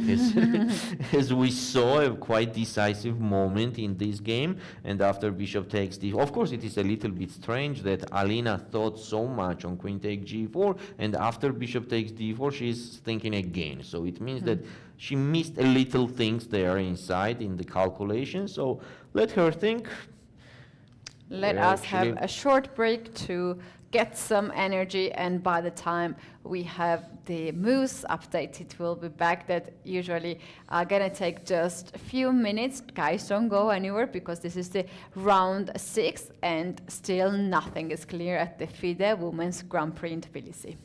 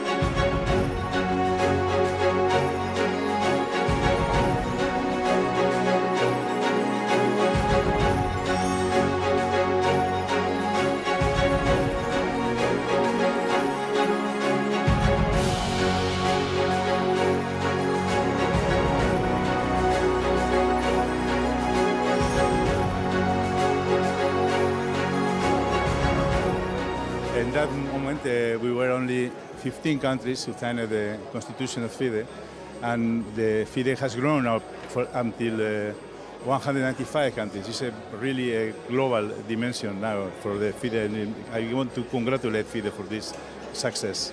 It's very important to be part of the ceremony. It's a historic occasion. It only comes along every century. So we were happy that we were able to take part.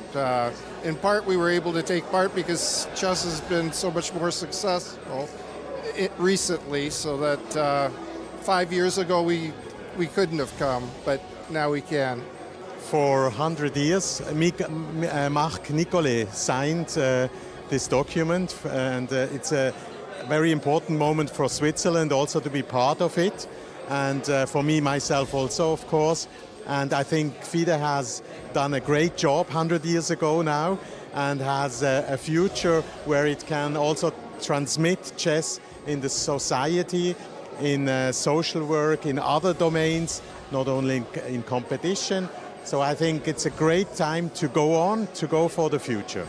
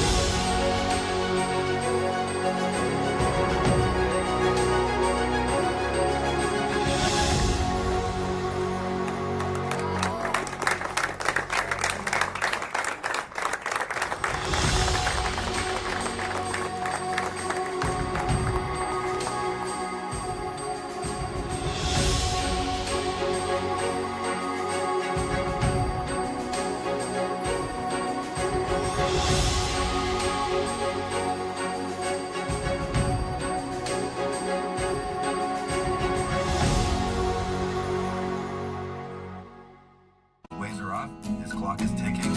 How will you respond to Igor's first move already?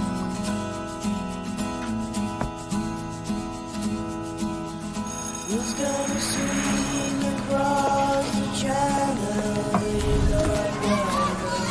I'm a strong swimmer. Who's gonna swim across the Why did you wonder?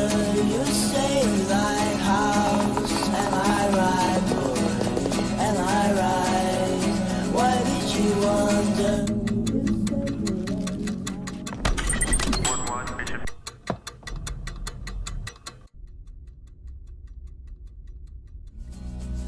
Why did you wonder? Make your move. The 45th FIDE Chess Olympiad, Budapest 2024, where the story becomes history.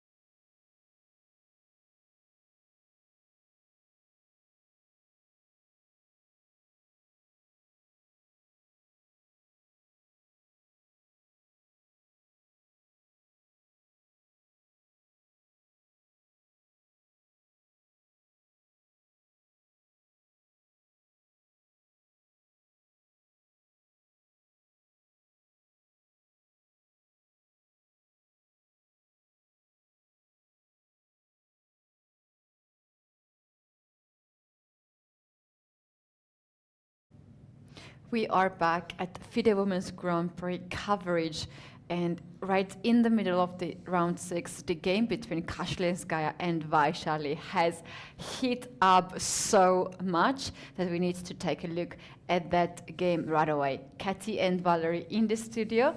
We are going to take a look now at the current position of Vaishali's game.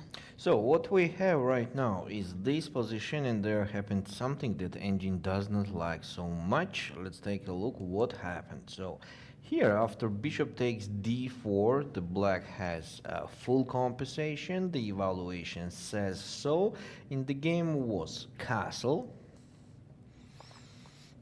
And here, Keti, it seems Vaishali has to go to the line that we were talking about. Bishop takes c3, b takes c3, and queen a5. That actually makes sense, and the position just goes to the super equal. Instead of that, Vaishali played f5.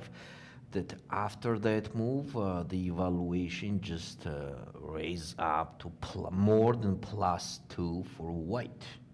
Wow, that is D1. that's such a natural move to play f5. To have this beautiful pawn chain. Look at these pawns: e4, f5, g6, h7, beautifully done. But it exposed the king, and Still that's pawn the down, problem. you know, still pawn Still down. pawn down, Still pawn and down. also in this variation, for instance, bishop c4, c3, the same line. Let's check if there is a possibility of same line. We will get the chessboard soon. At the moment, we have Kashlinskaya fully focused. I believe she already knows that she has advantage. But Valerie, if you just go a little bit more, what this f5 changed in the position? Why it gave So the advantage? there was just a chance to get the pawn back in this line instead of f5. Black was just getting that pawn back. That equalized the position totally. Right, and after f5, queen to d1. Now, if you go with the same line, bishop takes c3, pawn takes c3, queen a5, there is strong move, queen to b3. This queen As well as guards queen A4. everything. Queen As a4 well is as there, queen A4. and black's king is simply exposed. Yes. So after bishop e5, queen d6, rook b8, and here the best move that engine is suggesting is rook e1 to open up the way for the bishop to put it on f1, and in case we need to play g3, for example, after queen h4, in case we need g3, the light squares on the king side will not be weak, as after queen h3 there will be bishop f1, guarding all pieces. All squares on the king side. I mean light squares. Light Right, squares. bishop g2, just like Anna Muzychuk did in her game to get this bishop on f1 and g2. And maybe later even play f3. f3 to break the Even center. that. Also, it's very unpleasant for black that the knight goes on d5. For example, on queen h6, there would be knight d5.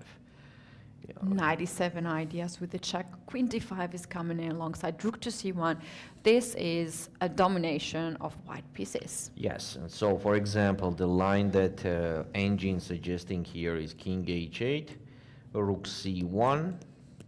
The pawn on b2 is not hanging because of the simple reason that take, and queen d4. And on queen g7, there will be just queen a4. And there is the troubles of the c file there. Rook c1, c7 is coming. Also knight e7 is a threat to attack that bishop on c8, and then d7 knight is hanging. So taking on b2 does not make any sense. And after just bishop g7, the main idea for white is just to play f4. Oh, using the fact that you can't en passant here, the Yes. rook on e8 is hanging. f4 locks down the king side, and queen is weirdly stuck on h6. And next, just rook c7 is coming. Oh, Rook rook c7. c7, It's a such huge powerful. advantage for white. It's huge advantage for white. Vaishali had everything under control until this moment when she pushed e4.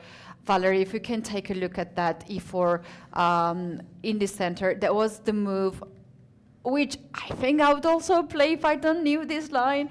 But here was this small nuance to play a6 first. a6 first, yes. Getting this rook outside, for instance, bishop c6, and now e4 with 95, 93 ideas, even sacrificing the rook or exchange. The whole rook. Whole rook. Yes. Yeah, there was the line here Vaishali could go with. Okay, for current moment, Kashlinskaya Alina is thinking on rook b8. As we already said, rook e1 seems like very solid, giving, keeping the huge advantage for white on the board. Wow, we have actually quite actions on the other boards too, Valerie. Let's go to Muzychuk Mariya, Sarasadat and board 2. Here we have a lot of trades in the center. Let's see what happened after d5. d5 was the last move we have seen. E takes d5, e takes d4. And here we are considering bishop takes d4. Instead of that, Muzychuk Mariya captured on c6. Capture on e3 and the rook takes e3. So black is pawn down, but they have huge compensation for that pawn.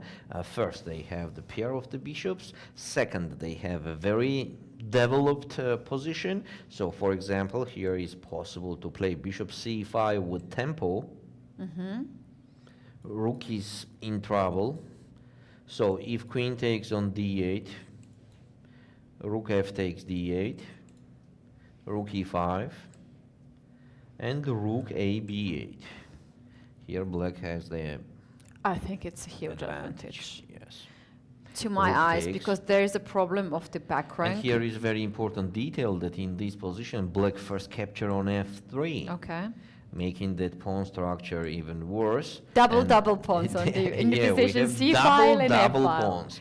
And the point is that if black does not capture on f3 and if capture on b3 immediately, then knight bd2 move appears, and somehow now white is concentrating the pieces and they are quite mobile, so black is not giving the chance. Let's take a look once again in this final position. Bishop takes, pawn takes, rook d3, the knight on b1. Completely stacked. Stacked forever. Knight d2 not possible. Knight a3 is in the edge of the Knight board. a3 is also giving to black another option to activate the d rook, entering on d2.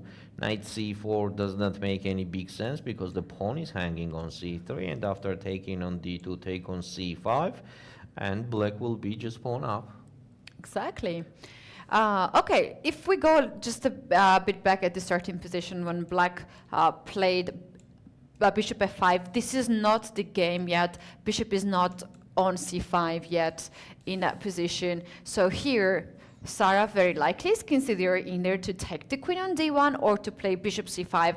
We suggest bishop c5 here to attack the rook and keep the queens on the board, because after bishop c5, if rook goes on e1, there is this line here, bishop takes f3, queen takes f3, and rook to b8. The bishop on c2 is hanging. You don't have many squares to go with this bishop, and something like bishop to c4 or bishop to c2, rook b2, and the white pieces are black just is so dominating. stacked. Black is just dominating here. f2's pawn is hanging. You cannot move this bishop away. Bishop f5 will lose the game right away after and on rook rook f2. e2, it could be another rook there on e8. Oh, look at that. Yes, Sarasadat has a chance to get the advantage in this position. There is another move too there, Valerie. After bishop c5, is there rook d3 move to hit the queen? After rook d3, it will be just queen e7. And still for white, it is very difficult to develop. Now knight on a3 does not have any square, and on knight d2, there will be just bishop f5, and now rook is in trouble. It is actually trapped. Just got trapped. Yeah.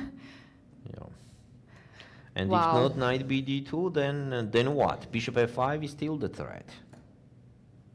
So for example, on h3, bishop f5, rook d2, knight e4, rook e2, and then queen f6. Oh, such a huge initiative for black. I mean, look at the pieces. Bishop h3 somewhere might hang. c3 pawn Rook is also d8, hanging. rook e8, rook f2, bishop f2 is something there. Knight g3 is something beautiful there as well.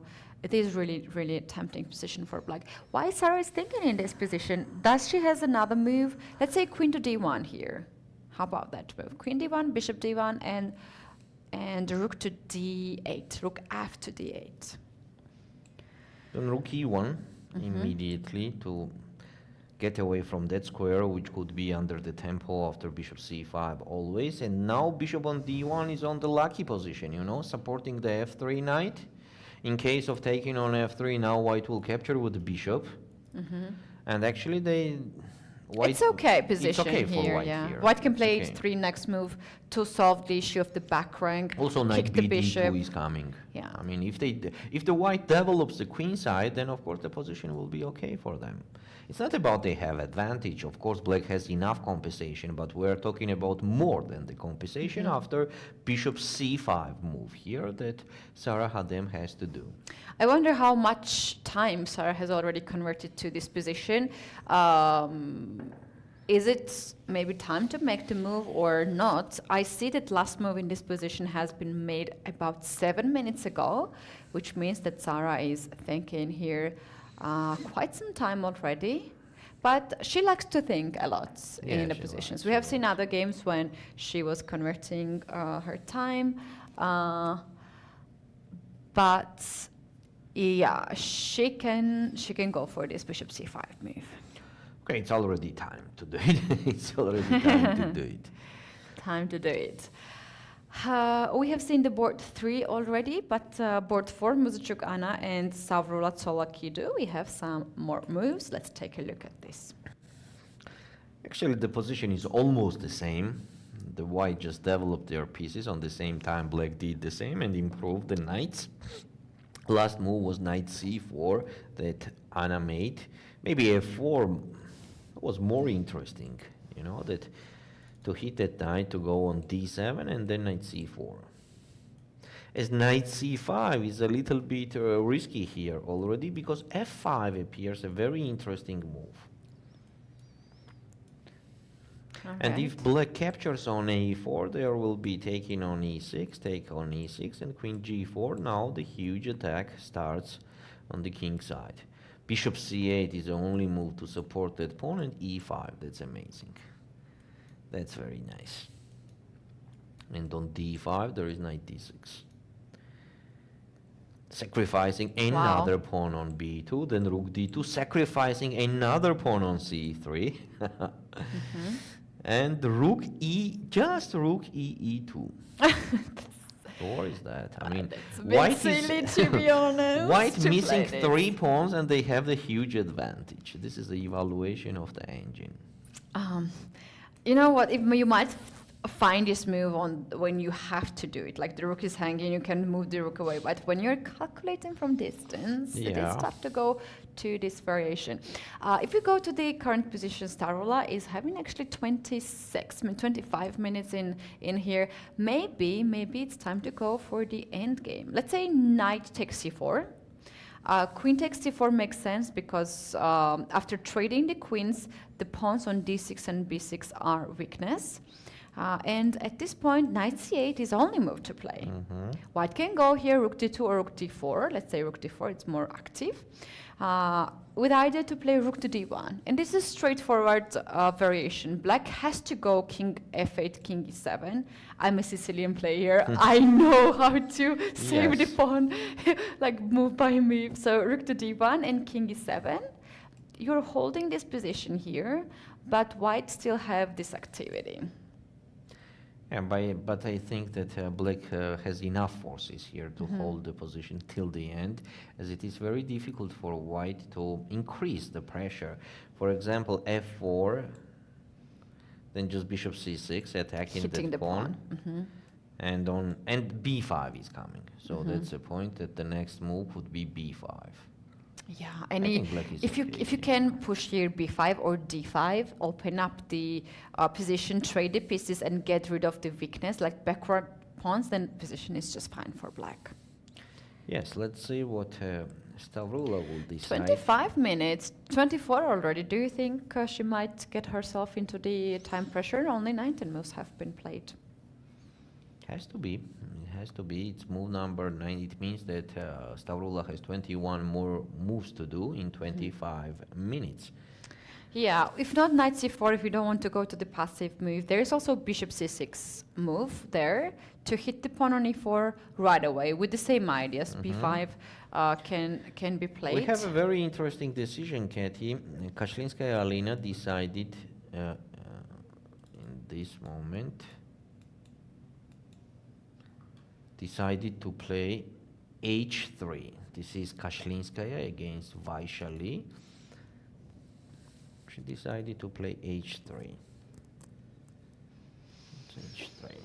What could we say about h3? So in some lines, she was not happy the pawn was hanging on From h2, another obviously. side, you know, why not? I mean, that's possible to play h3. Why not? I just wonder if there is any counterplay on the dark square, something like queen g5, queen f4 kind of ideas.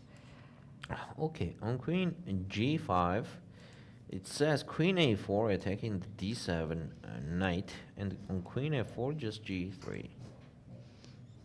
Now And queen to h6, you just win a piece on d5. Yes, then the knight on d7 is just hanging. What about queen f3 in that position with bishop g3 ideas? On queen f3, there is bishop e2 trapping the queen. Oh, yo. So it seems like queen g5 is the only move here.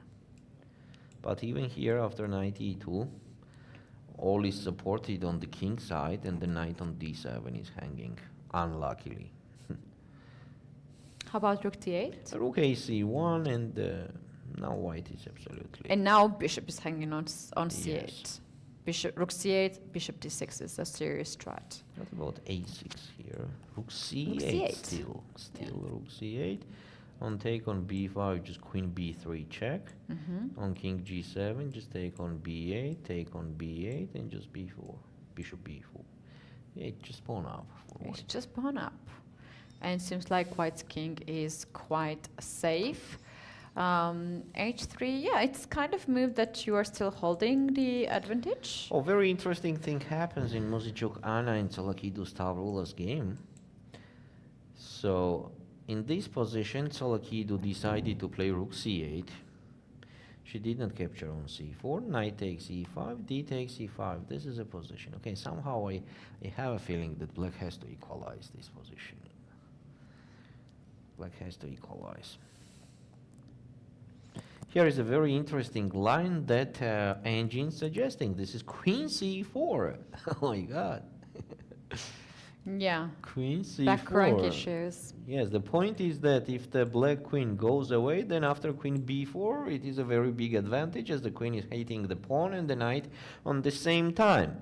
Let's also show this main line of taking the piece, then what happens? Rook d1. Rook d1. On rook d1, there is just rook d1, and it's not hanging because there is a back rank there. Well, we don't see the game on the screen, but we see that something is happening. Let's go to Javakhishvili that and game. Kosteniuk. Is that a draw? It is a draw. Repetition. We had here repetition. After let's take a look. h3, bishop f7, queen g4, bishop e6, queen h5, bishop f7, queen d1, bishop e6, queen h5, bishop f. They just repeat this position. Okay, actually the position was very close to equal.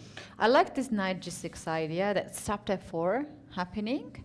So yeah, if not f4, then it will be difficult to get any advantage here for white. So Kosteniuk decided to repeat the moves and call it a day. And here we go. We have the first draw in the round 6. Board 1 has already finished.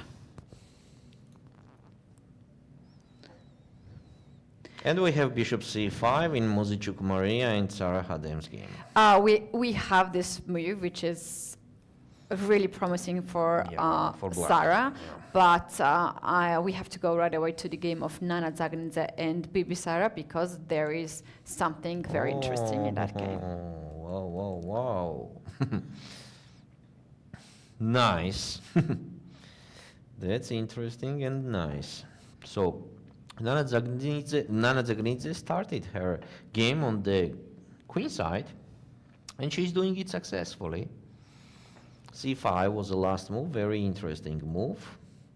And all in the same time, quite obvious, interesting because it seems like she's sacrificing something, but actually it's not like that. White is not sacrificing anything because after taking on c5, take on c5, black could not capture on c5 because the bishop on b7 is hanging. And if black decided to capture on c5, capture and then capture on f3, anyway, after taking on c5, then the rook on a8 is hanging. So white is not sacrificing anything. They are just pressing the queen side as much as possible, and I think here Nana has the advantage. White has the advantage because black's game on the king side is too slow. Let's see what happens after g4 if Bibisara goes all in and hits the knight. Then just take, and knight e4. The new square appears for the white knight. Now c6 is hanging. Yeah, knight e4 is a strong move. It opens the c file for the pawn. So what is engine suggesting? This is the line of knight f6, c6, or bishop d3 is also possible, c6, bishop c8, and bishop h4, this unpleasant pin there. On queen e8, just knight g3. And now it seems like there are other weaknesses on the king side also for black. It's an advantage for white. It's an advantage on the same time. I'm thinking that there will be some issues with this knight on g4, something like knight to d2. It's actually stuck f3, but we should not blunder, of course, the pawn on e3. But yes, this can here actually was another option also for white. Instead of playing c6, it is quite okay to play bishop d3 also. c6 is so natural move. It's so natural. It calls to be played. Yes, Nana has some advantage here, and for her it is a very important game, by the way, Keti. Very important game. In case of winning this game, she could be the leader of the of the tournament. Yes, because Mariya is kind of without have a sharing challenge. the first place, I meant that. Having some, it's still game on for Mariya, and also Bibisara is direct opponent of Nana. So the winner of this match will get the advantage. Which I don't think has high chances to win this game with black. Obviously, it is very close to draw. Obviously, or at least if somebody wants to try to play to win the game, this is white, not black. But this is because of the extra pawn on the queen side. White has this majority of the queen side, and black has the double pawns in the center. Yes. So, this is what I was saying actually about Nana Dzagnidze. If she wins today, she will be on the first place without sharing it.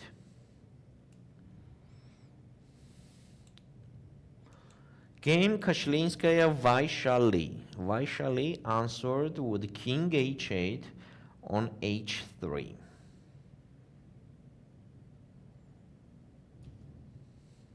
Now the most natural and obvious move seems rook c1.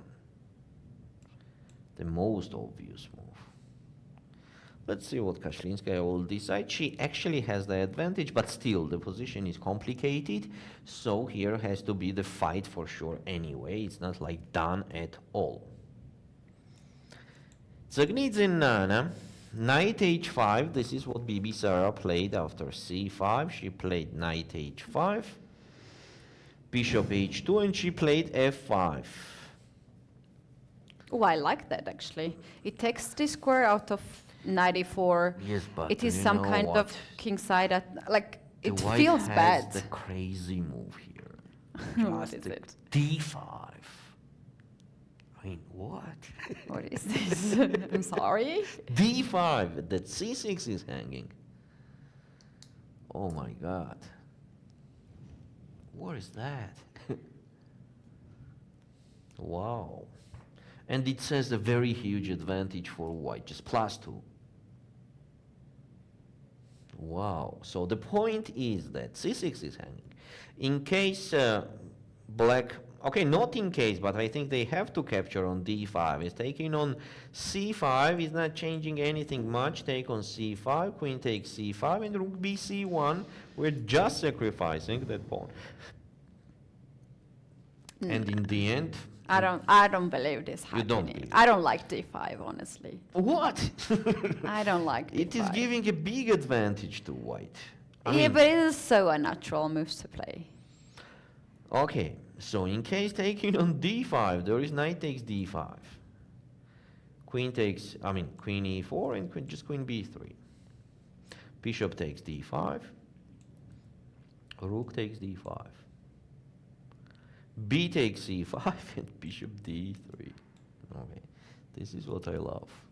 Pawn on F5 is hanging and somehow the whole board just disappeared. Yes, if queen takes on B4, just queen D1. We sacrificed 2 pawns already.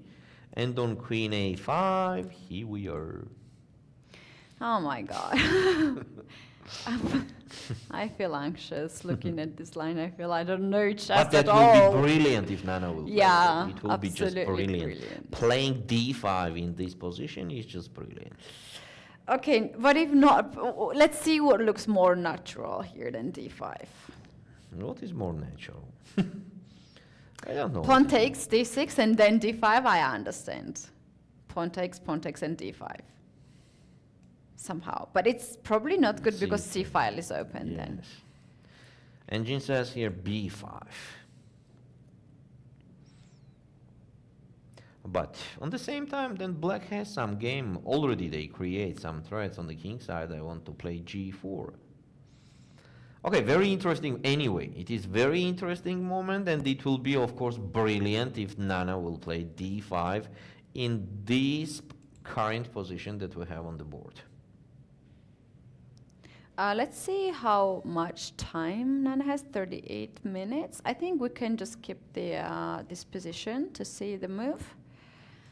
If Nana gonna play, because any other positions, we still have this same situation, so Yes, we absolutely don't the same situation. need to move. You can just keep the eye on this It is one. very interesting on screen to see Muzychuk Anna against Tsolakidou Stavroula. It could be the agreement. No, they are thinking. No agreement. There is no agreement. The game is just starting now. I think Anna will continue to play. There's this majority of the queen side. Why she would Yes, agree on a that's draw. true, but until queens are on the board, it's like very difficult to use and start any active acts on the queen side. Let's go back to the game of Nana. Nana, yes, that's an interesting moment, but somehow I feel that she will take a time here. She will take a time because it is kind of decisive moment in the game. What else if not F5? You mean D5? Yeah, if not For D5. white? Yes. For example, if they play the move like this, what's going on then? Knight HF6 or G4, both of them is okay. G4 makes sense, right? That's why actually Bibisara played F5 to play G4 later. Take, and this is a point, G3. Oof. And on F take G3, just Knight F6. And the bishop on H2 rest in a piece. That is such a bad bishop on H2. Yes. This is the point of Bibisara. Somehow engine still evaluates this position as +1 for white. Because of D5. No, this one. I mean, these positions. Still D5. Still D5, yes. Everyone, no, actually, not D5. D5, but Knight E4. It says here Knight E4 to trade some pieces, and we know that engine lost the material, so white is pawn up, even the double one, but still. So, you know what, Keti? Based on these different lines that we are doing the random moves like a4 and there is still an advantage, it means that the position is quite healthy for white. And they actually have the advantage. When in the different options you still have the advantage, it means that position is very good. So let's and here we are. What? What? Wow. No, this is a move. If she will win this game, this is a move where she can be the champion of this tournament. Wow, this is a powerful move. Wow. No.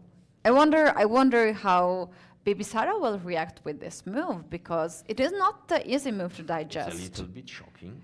It can be a little bit The first shocking. reaction for black, for example, if I will be black, first reaction is shocking, and just look at the bar, how it raised up. I mean, after d5, the Okay, good thing for Bibisara is that she doesn't know what's happening by the end. Like, she doesn't know it is white's big advantage, but d5, such a powerful move. I mean, it is very difficult to realize here what's going on, because just imagine we are looking at the engine and still it is very difficult to believe that this move is the best option and very powerful move.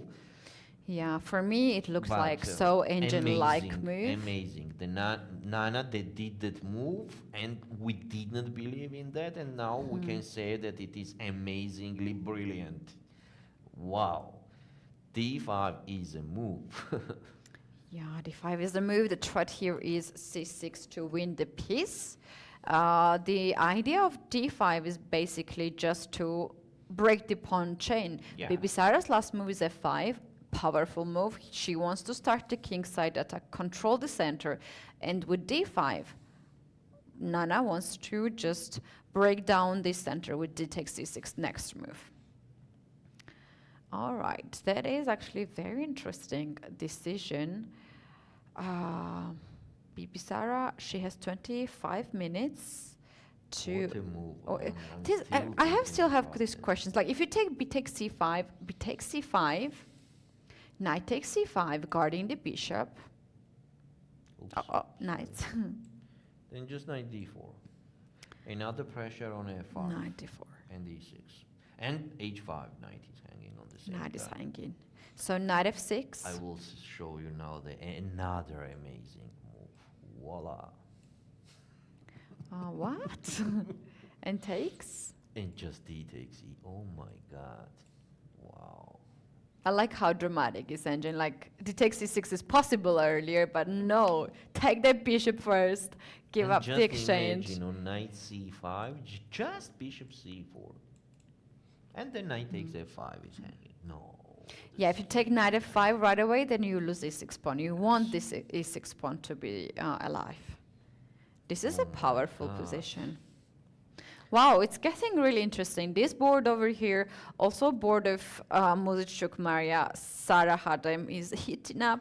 And then we have Alina Kashlinskaya, Vaishali R already quite tense from the start. And you know what, as we start doing that crazy things, let's continue a little bit. That on queen e8, the engine says e7, queen takes e7, knight takes f5, queen f8, and here white is not taking on g8. They are playing the quiet move f3.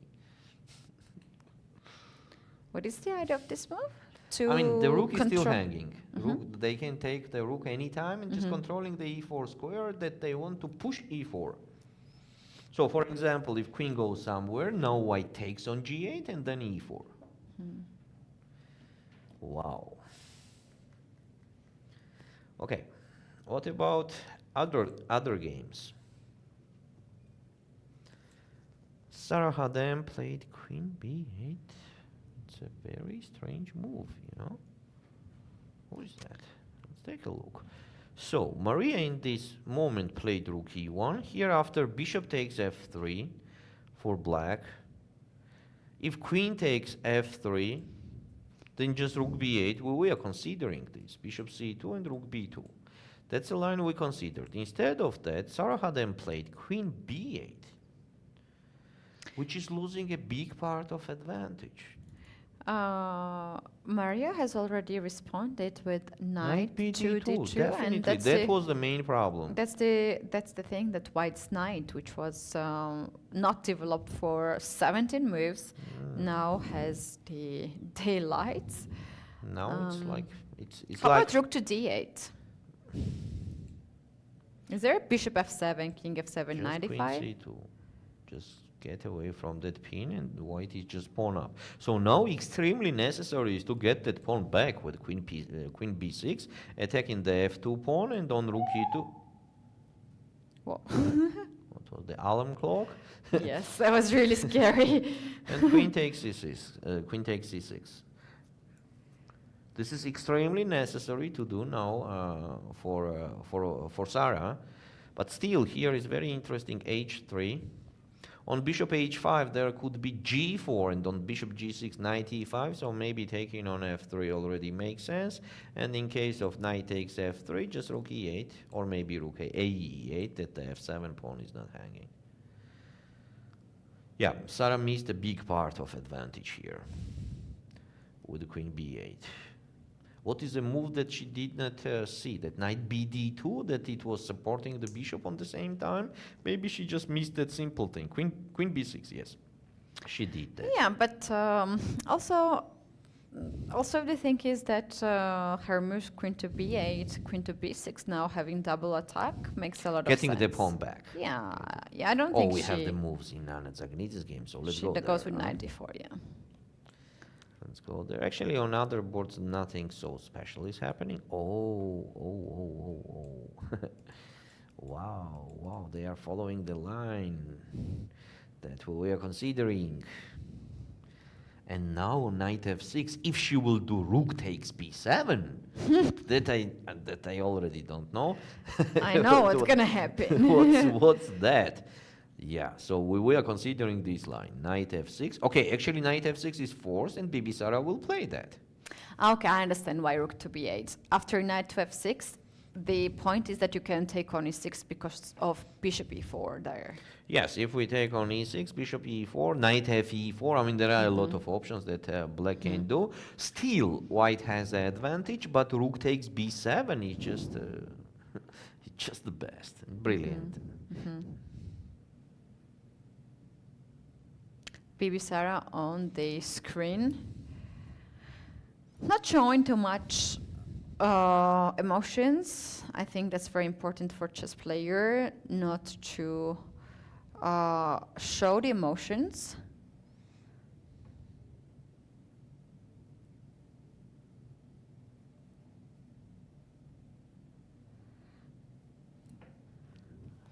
So.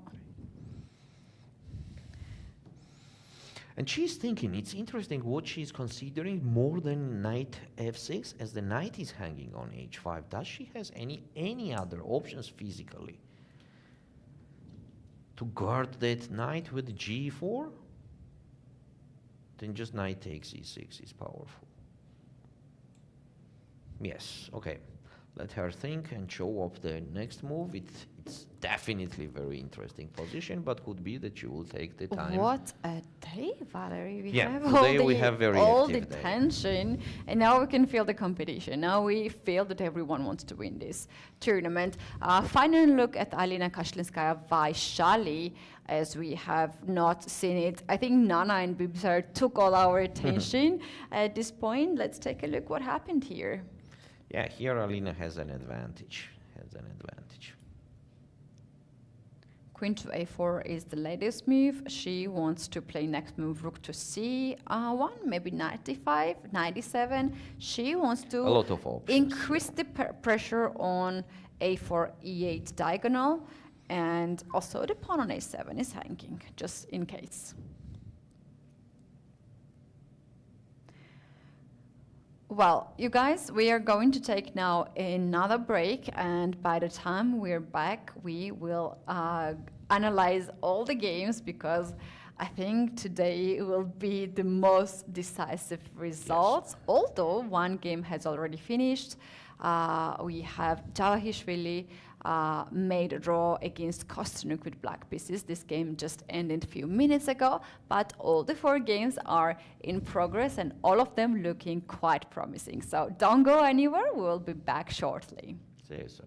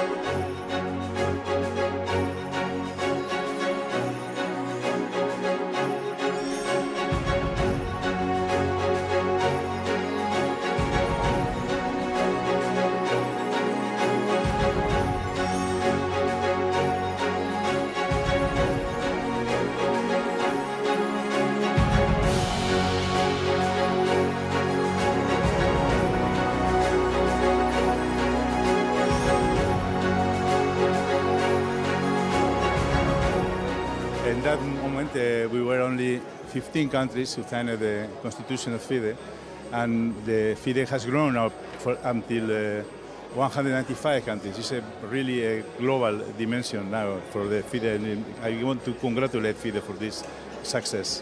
It's very important to be part of the ceremony.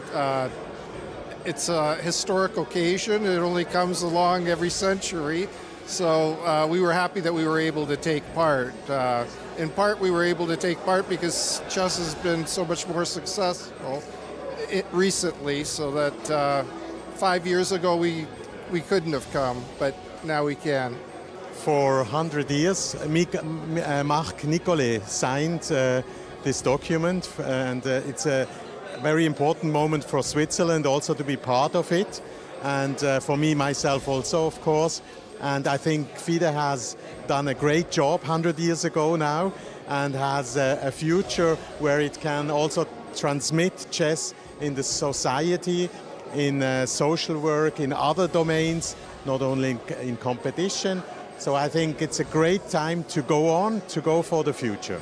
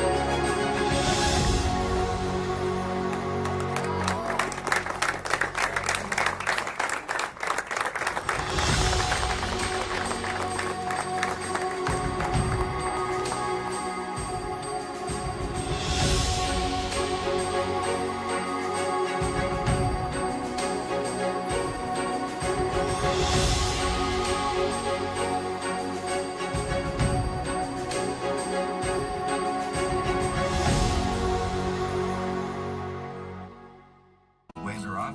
His clock is ticking. How will he respond to Ikon's first move already swing?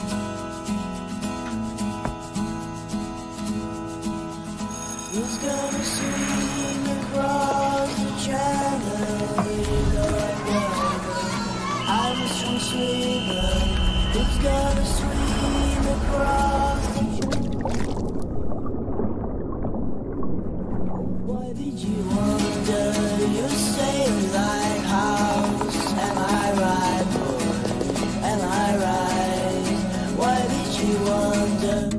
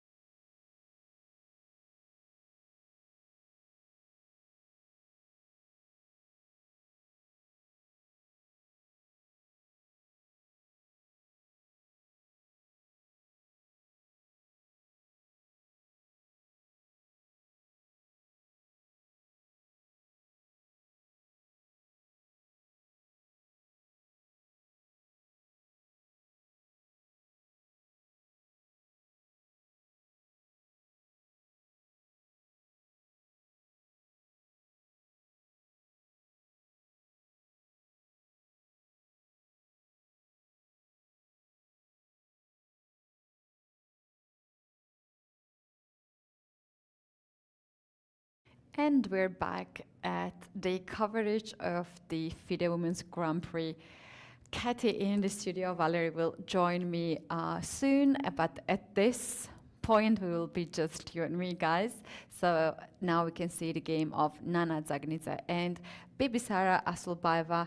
The moment we left this game was just a bit before when Nana played move d5, and that was the best suggestion by the engine.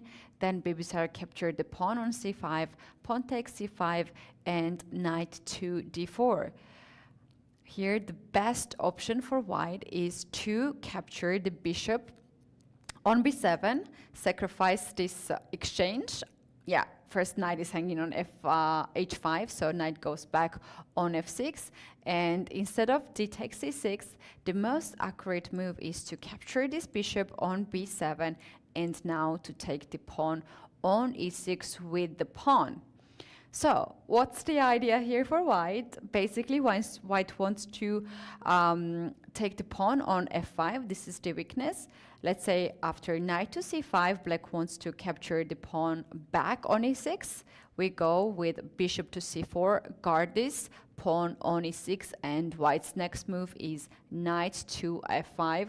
White is getting another pawn on f5, and together with the pawn on e6, this is actually a huge advantage for white.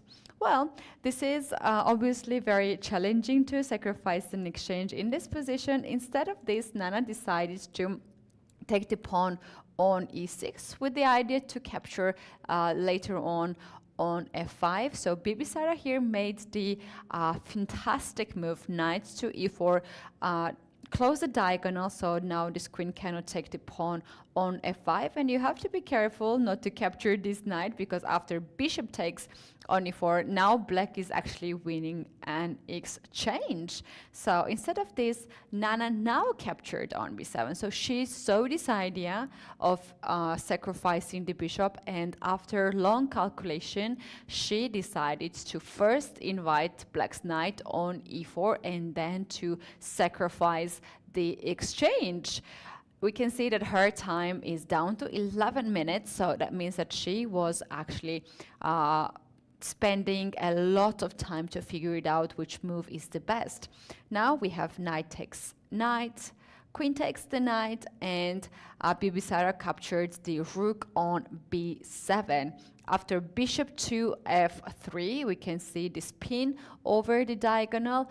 Bibisara is thinking how to play, how to save the knights on the board. Let's see, the most natural move here is c5. Engine hates this move. You can see the engine bar goes all the way up, although this is quite natural move as the knight is pinned here on d4 and we are attacking this knight, and this knight on b7 is guarded by the queen, even though there is a small tactical motive here, and this is a little bit insane, to be honest, because we are going to sacrifice a queen for a move. And then after knight e7, the rook is hanging, the knight is hanging, rook goes on b8, and definitely this is not a position you want to have. Here you can do either rook to b1 to increase the pressure, or you can play knight to f5, attacking this pawn. You want to take this pawn, or you want to take the knight first and then pawn. This is hanging, another pawn is hanging, and e7 is coming as well. So this is almost a winning position for white. That's why c5 is not the accurate move. What else can it be? How black can play in this position? What is the best option for black? There is knight to c5 move, just to giving up the exchange, giving back the exchange. This can be quite solid decision for Bibisara. And now in the same line of the queen sacrifice, now it is black to move, and black can take the pawn on e6, which is really dangerous for black. This seems to be peaceful position, just a little bit edge, but the engine already drops down in the middle. You guys can see the engine right between the board and the videos.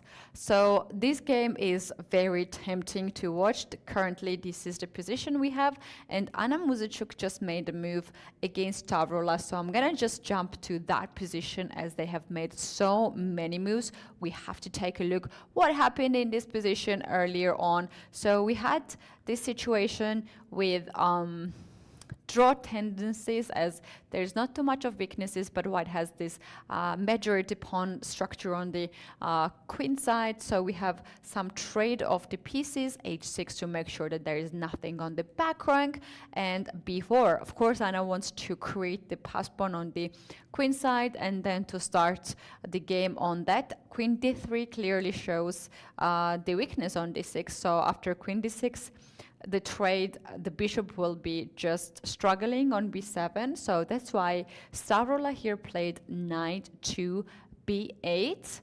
And after this move, queen to d6, now we have trade, and the bishop has the square on c6, which is a very good, because the pawn on a4 is hanging. This knight can go on d7, and black is just guarding everything. And this is the moment when Anna was thinking, I think she just made a move.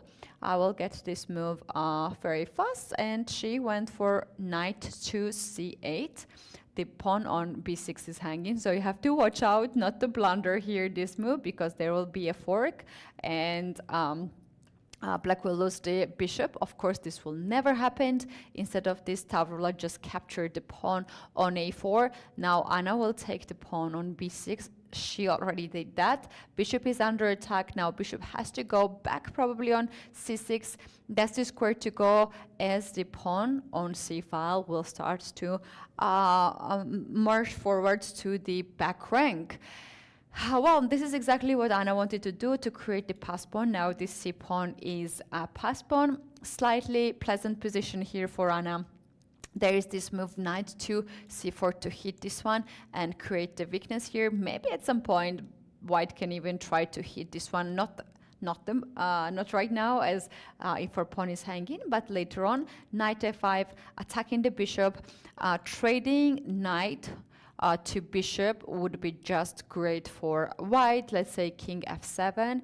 In this case, we can either take on c6 and play bishop to f1, or we can just bring the king into the center as well. So this is the position. After this move, white will simply dominate the position. Bishop c4, bishop to d3, any move, even c4, b5 would make a lot of sense, or b5 right away. b5 actually allows black to have the pass pawn, and this is actually hated move by the engine, because this pawn is really tricky. But if you take here, this knight is sort of stuck over d7. Anyway, white has a bit pleasant position, but it is the position one Stavroula needs to be very careful not to blunder anything. Anyway, I'm gonna get back to this position after analyzing the game of next participant, and just a quick update of Nana Dzagnidze and Bibisara Assaubayeva. We have this position after bishop to f3. Bibisara decided to play rook to f8, giving up the knight on b7. Temporary, and then after c5 there is a double attack on bishop and then knight. So this is the moment Nana is thinking. She has less than 10 minutes for next 15 moves. Bibisara also has 11 minutes, so we have more or less same time situation on the clock. Very tense position. Even though white has here big advantage, the game is still not over. The best move here is once again knight to f5. The queen is under attack, the bishop is under attack, so this is the move you have to play. If you take the bishop on b7, then knight takes g7, queen takes g7, and now we can just move the queen away, perhaps to d3 or even c4, and keep this pawn here. Our threat is to take the pawn on d6, take the pawn on c5. This is also hanging. At the moment, white has not that much of the pawns for the exchange, but we can see that all these pawns are quite fragile, so white can start to collect the pawns. So very nice position here for whites. If black goes with bishop takes on c3, now we take the queen. The rook is hanging, rook goes on g7, and we're going to have knight to d5, counterattack on the c3 bishop. So if you take here, I take here, and this is even better situation for white, as now white has 2 pieces for the rook and strong pawn on e6, which will last for long time. So Nana on the move right now. She needs to find knights to f5. I believe she's already considering this move. What else she can do? Can she just withdraw this bishop back on d5 to guard the pawn? That's possibility. After taking here, the pawn can take, but hold on, wait a moment. We have here knight to f5 situation, and Bibisara captured knight f5. Of course, they have already calculated all these moves. Let me show what happens after this move. Now we have queen to d3 attacking the rook on f5, and when rook goes back, now white will actually just play either bishop to e4 to guard the pawn on e6 and avoid a piece blunder, or even the best move, I believe, is queen to e4 to guard those 2 pieces, and bishop d6 is a serious threat. Well, black can always go with rook to d8, but after bishop to a6, bishop c4, a4, a5, pawn goes all the way to a6, another pawn on e6. This is a really tough situation, even though black has extra exchange in this situation. So rook f5 is on the board. Now this queen has to leave the square, either d3 or c2, both possibilities. I like d3 a little bit more because it's extra pressure here on d6, but queen c2 also can do the job. What happens after bishop to d5? This is, oh no, I can do that. I cannot blunder the queen, obviously, so this is the only move to do. This is the only move to do. Another move, queen to b3, if white is going to guard the bishop and the pawn in this way.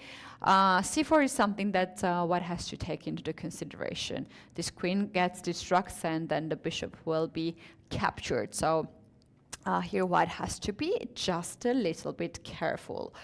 Going to the position of Mariya Muzychuk and Sara Khadem, I have to take a look at this one as well, just quickly to see what is the current situation, and then we can go back to each of these games and go more deep into the variations.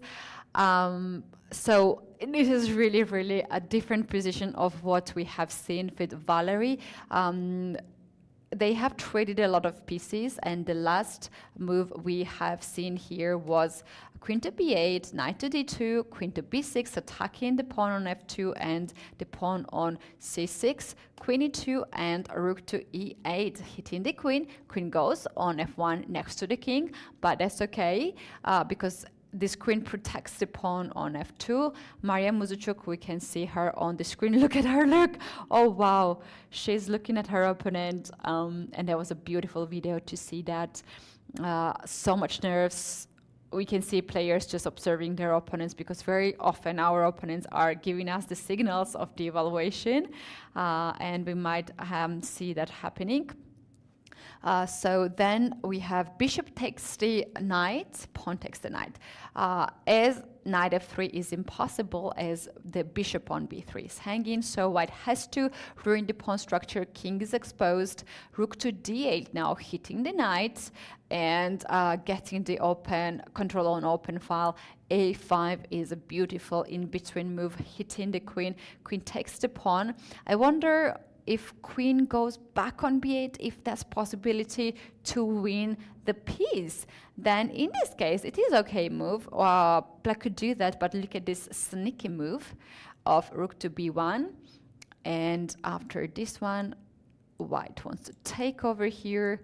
King takes, and this is unclear position to me. Let me get to the correct current position, and then we can come back and analyze it. So after a5, queen went to c6, knight e4, we have some trade, rook to d2, controlling the second rank, queen to g6 check, rook to d3, attacking the pawn on c3. What an attacking move here by Sarasadat. Queen to h5. The rook is hanging. Look at this one, but white ignores that and plays rook to g1. If you dare to take this, this is a checkmate in one move. Obviously, you don't want to do that.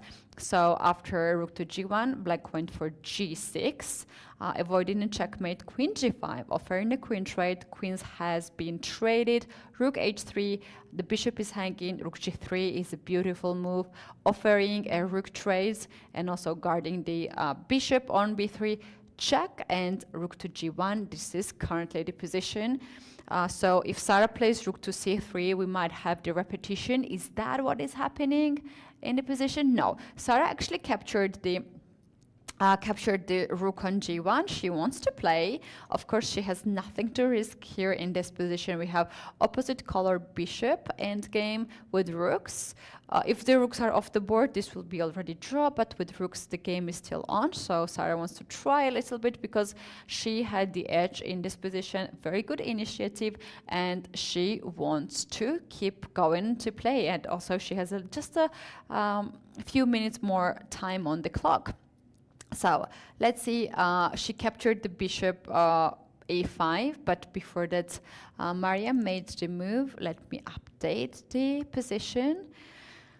What happened? I see the bishop was played on c4 and capturing here. Mariya will very likely take this pawn as well, so black will have the pass pawn. But this pawn actually is not so dangerous. White has to be just a bit careful, but it is not dangerous. The best will be to get this bishop on c4, to target the pawn on f7, then to get this rook on the 7th rank, and this is the active way of the defense. And of course, white can just bring the king into the center. Black, on the other hand, will try the same to get this bishop here on b6 to control f2 square, activate the rook somehow, and bring the king. But eventually, this game will very likely end with a draw. Black has extra pawn. White will just capture the pawn on a6, either with a bishop or can also do with rook to a2, attacking bishop and also the pawn on a6. This is Mariya's decision, but this is the pawn structure we're going to have. White has 3 pawns, black has also 3 pawns on the king side, and extra pawn. This looks good, but is this enough? That's the question to be asked. g5 has been played by Sara here. This game will slow down a little bit, so now we have time to check the game of Alina Kashlinskaya and Vaishali R. Look at this position. This is exactly what we wanted. This game has been really exciting from the very beginning of the round. Queen a4 was the move that we saw. After that, here Vaishali played a6, bishop to c6. Obviously, white wants to keep the pressure on this diagonal as the rook is hanging. Queen goes back on c2. Knight d5. Wow, this is nice move. This is nice move. Now there are a lot of ways to trade. Black Vaishali here chooses to trade the knight, but what happens if bishop takes bishop? In this position, queen takes the bishop, and with the same situation, the pawn on d6 is extremely strong. If black goes after this pawn, then d7, look at that. And those 2 squares are controlled. You cannot go with this rook on g8 because it's passive and you lose the bishop. And after this move, rook f to c8 is pretty much game over. So that's why here Vaishali decided to take the knight on d5 and to control the c file. Queen is hanging, and now g5. G5 is a bit odd move to my eyes.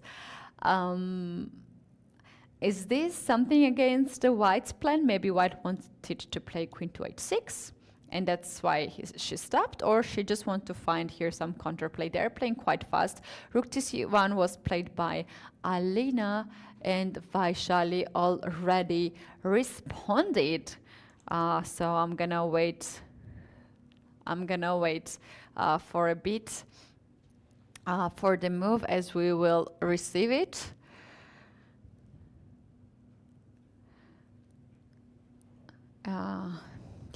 Look at the time of Vaishali, still seconds. You guys can see on the screen is 22 seconds. She has a little bit more. She has 59, 58 seconds, but still it's less than a minute. And welcome back, Valerie. We have so exciting positions. Look at this. Kashlinskaya against Vaishali. Vaishali has seconds on the clock. Oh. She made the move. We are receiving the moves a little bit late because she's sitting down so peacefully. That's impossible. It's her time to run. What's the move? What's the move to that Vaishali played? Bishop is only 5. Okay. Wow. Okay, G4 was her move. G4 was her move. It is a bit crazy for me to see this G5 and G4, but Vaishali, she wants some counterplay. She knows that if the game continues, it is difficult for her. What She's a about pawn taking on down. C8? Taking on C8. Queen takes, bishop takes, that possibility. I think queen, I don't know, bishop takes, let's say. And then bishop c6 was Bishop also C6. powerful. After d7, we want just to gain the piece. Look at this. D7 is coming and the bishop is Yes. dropped. So bishop takes c8 is a blunder. Queen has to take. And now, shall we do rook to c1? This is possibility, and to get after queen d8 to get this rook here on c7. It makes sense. It makes sense. G4 is on the board. It has to be the big advantage for white. Kashlinskaya is thinking. Kashlinskaya having 7 minutes. It is move 26, so they have to do 14 more moves. This is a little bit difficult.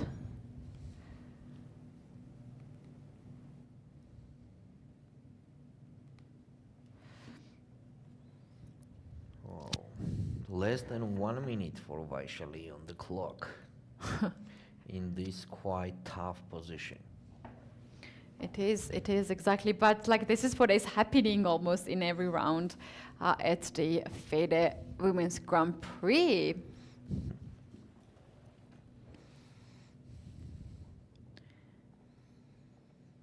Should we take a look at other games also? While Kashlinskaya Alina is taking her time. On the first board, Muzychuk Mariya here. Okay, actually it is a second board. First board we already have a draw. So second board we have Muzychuk Mariya against Sarasadat. This is a position where Mariya is actually pawn down, but in the opposite color bishop position. She has good chances to survive in this game. It's very interesting what happened after queen b6 in this game. After queen b6 it was queen e2, rook a e8, queen f1. Take on f3, take, and rook d8. Oh, it was quite big advantage for Sarasadat. Oh, we have covered this already. Yes, you already did that. We already covered this one. Very interesting game. And in the end, yes, we have this position where Mariya already has a good chances to survive in this game. Next, we can consider Muzychuk Anna against Tsolakidou Stavroula. Here, Muzychuk Anna is getting some advantage already, as you were saying, Keti, in the endgame, that pawn majority on the queen side. What is exactly Muzychuk Anna is using. And Dzagnidze Nana against Assaubayeva Bibisara. Oh, Dzagnidze is almost winning the game. It is huge advantage for Nana. What happened after d5? I'm just interested in that too much. What happened after d5? The amazing move that Nana did in this game. So after d5, Bibisara captured on c5. Yes, knight d4, knight f6, and here Nana did not take on b7, right? Here we were considering to take on b7. She did it. Spoiler alert, but just a little bit later, a little bit later, which still makes sense. Wow, what a nice game, what a nice game. And now here Nana has a huge advantage. Queen f7, as I see on the screen. Bibisara played queen f7. Here Nana has a lot of options. One of them could be just bishop e4, attacking that rook, and on rook f6, bishop d5 to get back that exchange. Exactly. Yeah, for example, White will have an extra pawn then. Yes, and here black also could not take on d6 because of queen h7 checkmate. So they have to capture with the queen here, and white is not forced to trade the rooks here. I think it's better to keep the rook on the board as the black king is not safe. Let's go to Vaishali. Wow. A very interesting position here. So after bishop takes c8, instead of bishop c6, Kashlinskaya Alina played bishop f7, and Vaishali answered with the rook f8. The engine says that g takes h3 was more interesting move for black. More hopes there, as after rook f8, there is just queen d5.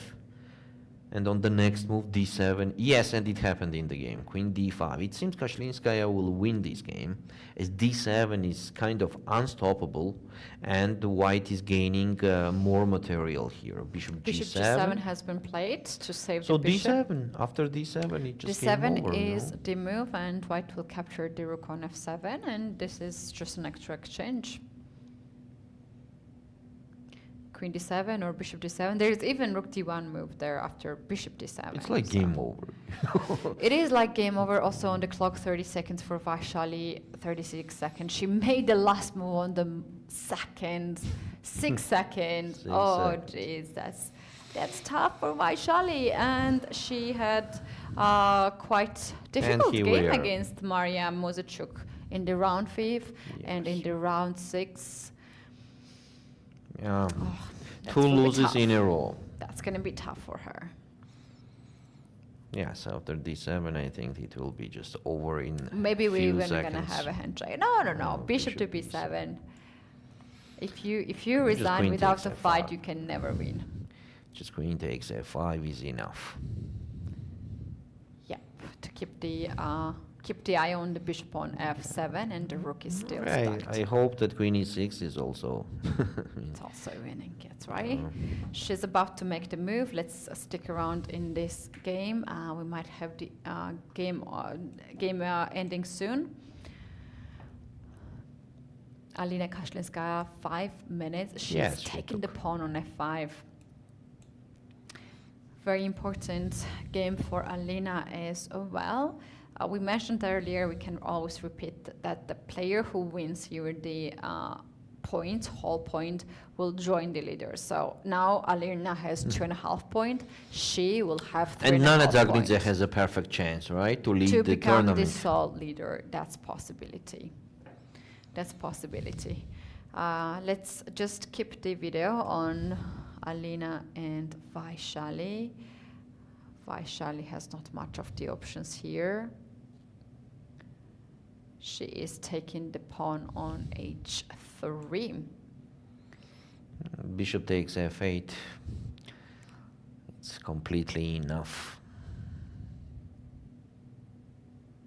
Here is another extra idea for white to take on f8, and play rook c1 and then rook c8. Oof, there's a rook missing. What she did, she took the bishop f8. Yes, that's what happened. On queen f8, rook c1, I think that's already the end. Yes, yeah, here we are. Oh, this is a tough moment. This is a tough moment for every chess player when you know that your opponent's moves are very easy to make.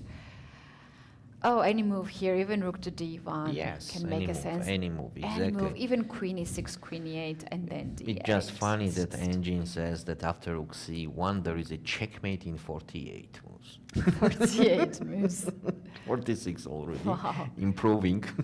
Calculating better. And this is not even move 40 that we might have at the end. And we're going to have the first decisive results today. Alina Kashlinskaya thinking she has a lot of options. She can play rook to c1, she can play queen to e6, she can play bishop e6, she can play g takes h3, she can play queen h3 as well. Yes. Plenty of moves here because the d8 square is not protected. Rook d1 is another move. Okay, let's take a look at this game till the end, that I think it will yes. be over soon. We have to see the end of this game. A little bit less than 5 minutes. Alina is about to make the move. This is the posture of the player who wants to make a move. Just double check with the time. She has enough time to make this move. Her game is much easier than Vaishali's. She is going queen to g5. She wants just simply to promote the pawn. And That's she's it, doing d8, that. d8, queen. Yeah, she's just simply I don't know how to promoting. play here with black, like even No, one there is more nothing move. to do, you know, because the white is just promoting. Yeah. So the last is h6. I like the queen g5, actually. It's so precise move. Yes, it's just so ending precise. up. I think Vaishali gonna try h6 here. She's such a fighter. Unfortunately, No, no. she resigned. She resigned. Yeah. Well, there was a really nice game for us to see, for our viewers, to see so many variations, very rich position starting from the beginning. That was a nice game. Let's move to Muzychuk Mariya and Sarah Hadem. We have this position. Last move was rook f4. So this is the opposite color bishop position where white has a good chances to survive. But still, of course, it will not be easy at all for white. We can consider here to put h3 just to don't give the opponent another chance to get more space with g4. So h3, then somehow to put the king on g2. I think it will be a long game because Sarah Hadem will try her best to create some chances here. Next, we have Dzagnidze Nana against Assaubayeva Bibisara, and this is a position. No, we have some moves. No, this is a position. This is a current position after queen e7. So Nana did not play bishop e4 in this moment. Bishop e4, which was quite strong move. I mean, the point of bishop e4 is just to get that exchange back instead of that Nana capture on a6, which is also possible. Bishop c4 is a threat now. Yeah, rook f8, bishop g3, queen e7, and Nana played queen to d1. Queen to d1. Oh. After rook f6, the engine does not love that queen d1 move too much. As after rook f6, black has some chances to trade the rook. Or what's the point? So, for example, rook f6, bishop e2, and she did that. She did. Bibisara did rook f6. So, for example, bishop e2. It still seems a big advantage for Nana. Oh, they are doing the moves on seconds also. Keti. Bibisara did the move on actually 4 seconds or something like. Wow, she's actually making last few moves on seconds. So this is a current position for now. So focused. Yes. So focused. Yeah, only 5 seconds she made the move.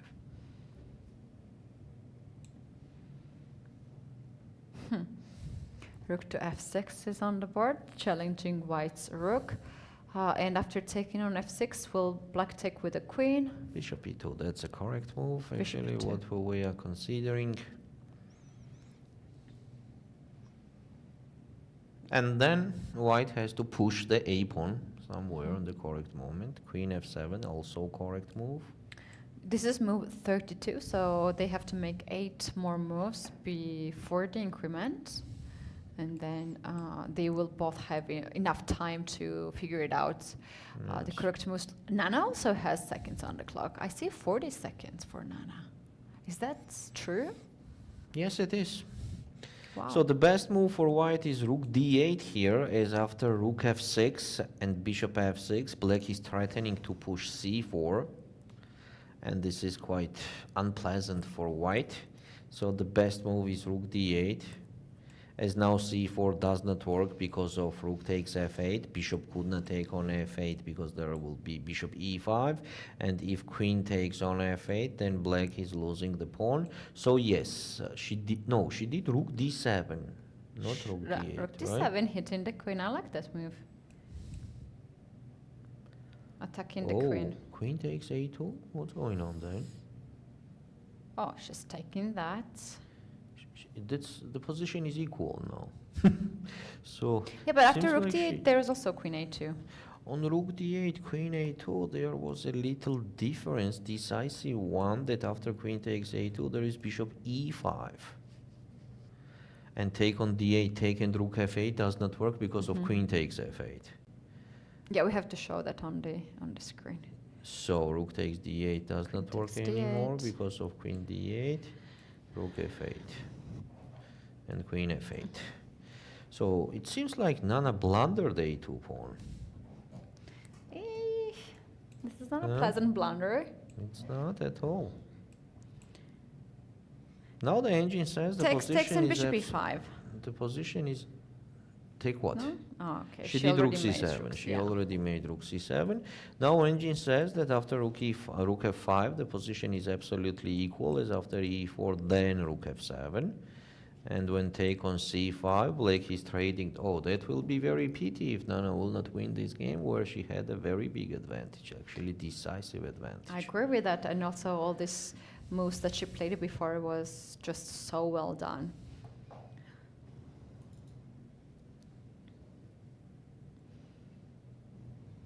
Seconds on the clock. Let's stick around here. 15 seconds for Bibisara, and she is not trading queens. She goes with queen to a5, keeping the eye on c5 pawn. Oh, now after bishop c4, it is a big advantage again. Bishop c4? Yes. Queen on a2 was supporting the pawn to move ahead. Now c4 is not hanging anymore, so white can just put the bishop on c4 easily and then push the e pawn.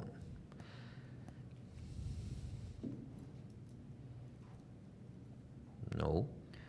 Oof. Queen Did she d7. make this move on a 1 Oh my second? god, now even black has advantage after rook f7. What is that? What, blunder on blunder? Yeah, but I this mean- is normal. They're playing on the second. I think we should fire the engine for a moment. After rook f7, white is forced to capture that. Yeah, Bibisara played rook to f7. She's a bit surprised with that. Nana is not happy with this decision. Look at her eyes. Oh, she can't believe this. She was just a blundered. blunder. 20 seconds. She has to sacrifice the queen. Oh my god. For 2 rooks. Not even 2 rooks, for bishop and a rook. Yeah, because she was exchanged down. Oh my god.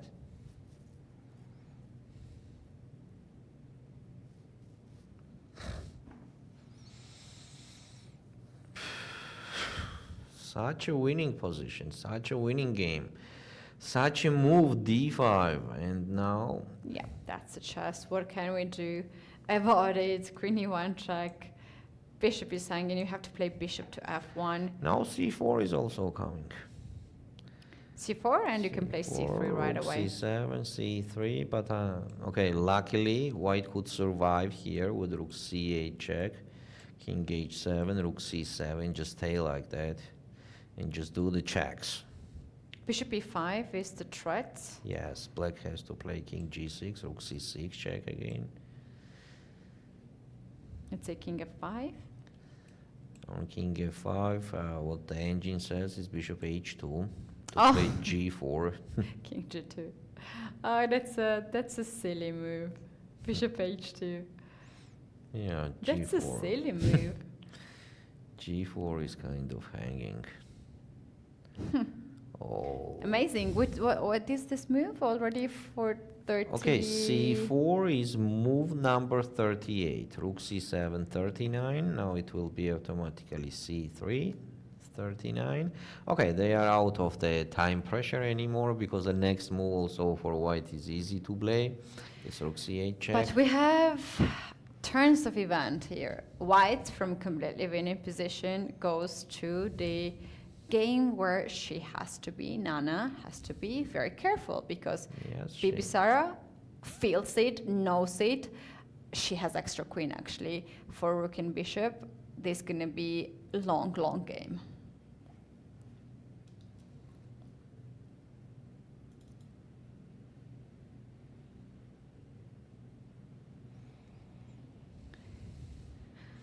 The last move to do, it's move number 40 to play, and Nana has less than the minute on the clock.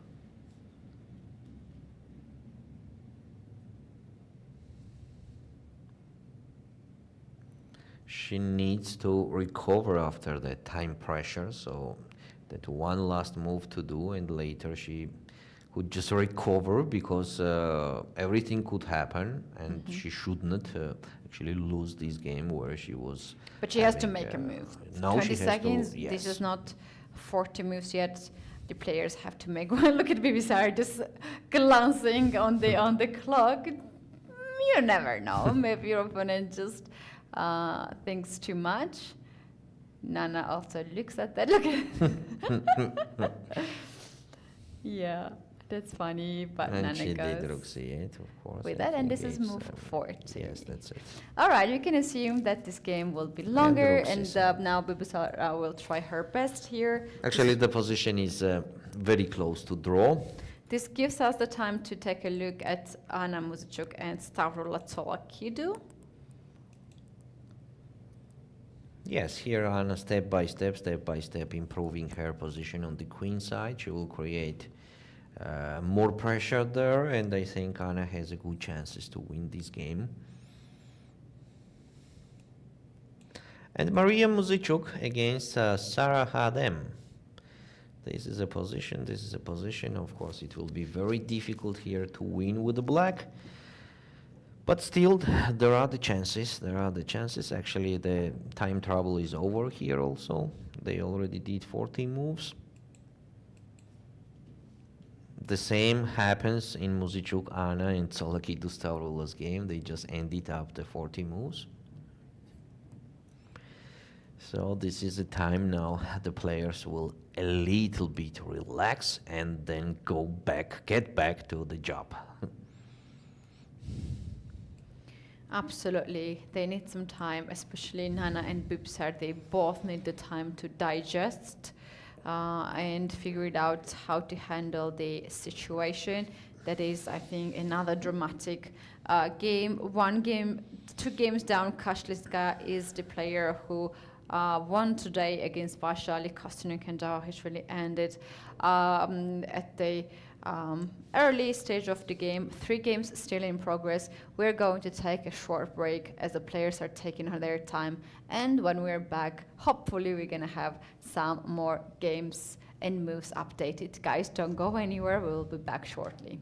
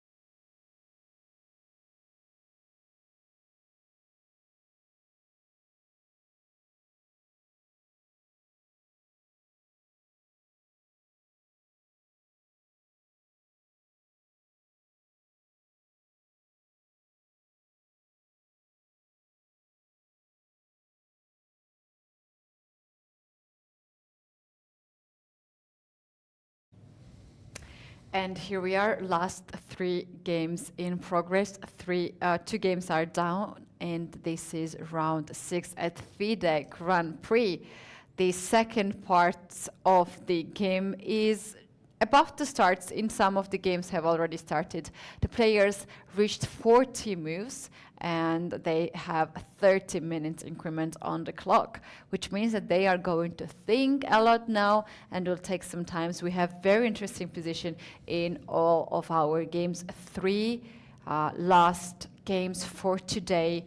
We have a dramatic situation, change of the situation of Nana Dzagnidze and Bibisara Assaubayeva's game. Let's start with that game. We can actually go with that and check it out if we have any changes in here. So this is a position, King H7, they repeat the position.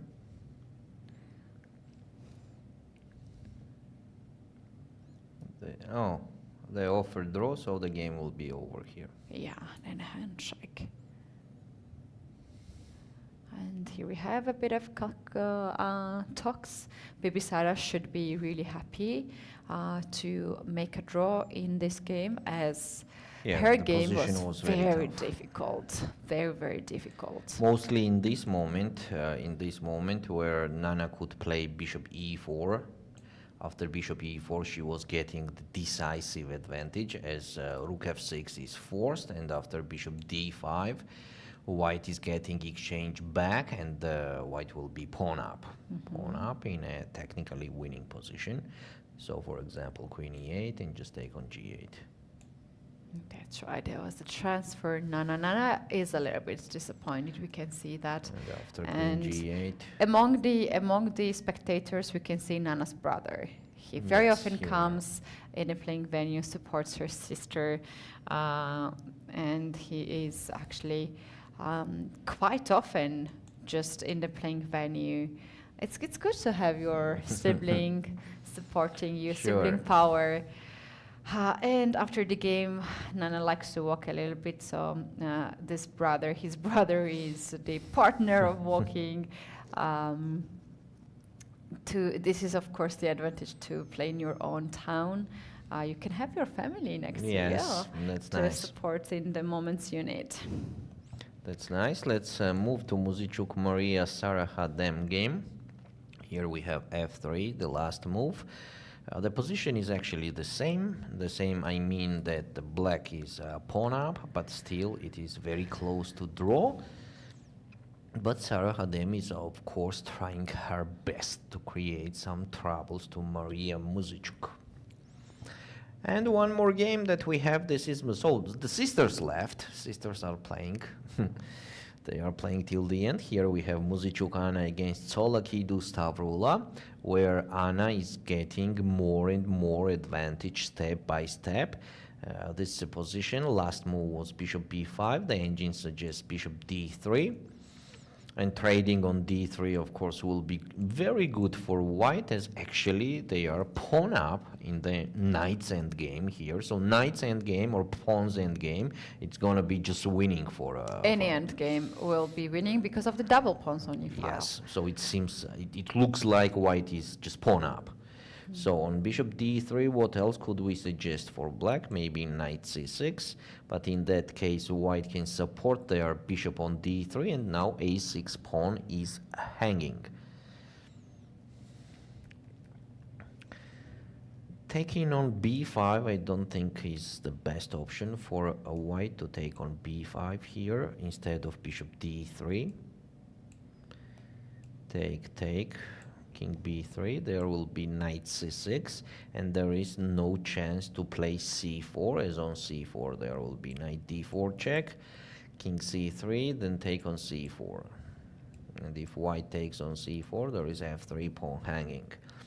So white should not trade the bishops on b5, and that's why the best move seems to play bishop d3. So let's stay on this position, as I think that Anna will not take too much time, and she will play bishop d3 soon.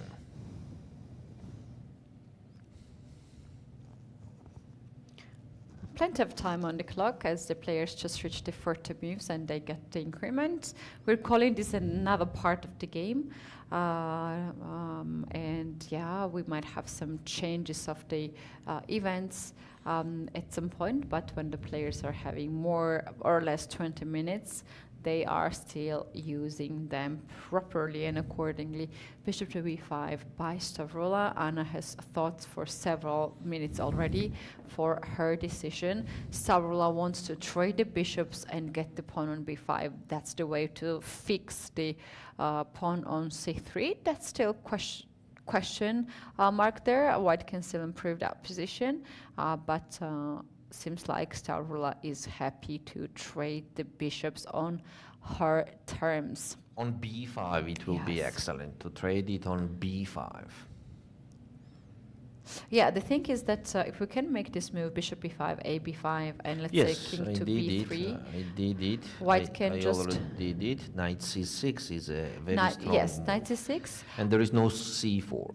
And if there's no c4, and there is also no good square for the knight. The perfect square here would be on h5, which is impossible to get. Yes. If you play f4, then you then just trade the you will not be pawn up. Yeah, and then you have to be careful because black will create the pass pawn on the king side. So, it can be already game over here. Taking on b5 is not a good option for white. That's why I'm suggesting here bishop d3 move. Trading on d3 is absolutely okay for white. So Anna is taking quite much time, by the way, on this position. The same we can say about Sara Khadem after f3. Oh, so she just did h5. She just did h5. Maybe h3 is the best option to answer with white. That's an option. Another option is to play rook e8.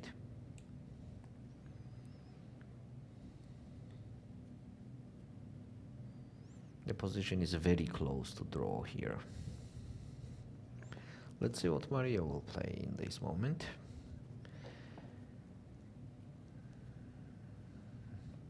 So Anna and Mariya, both sisters, are thinking. They are thinking.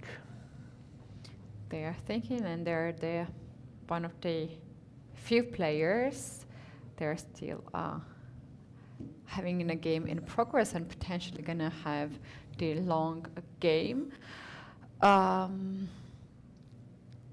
Yeah, this is the moment when they are just burning the time of the clock. Usually this is Mariya how it played happens. rook h6 in this moment.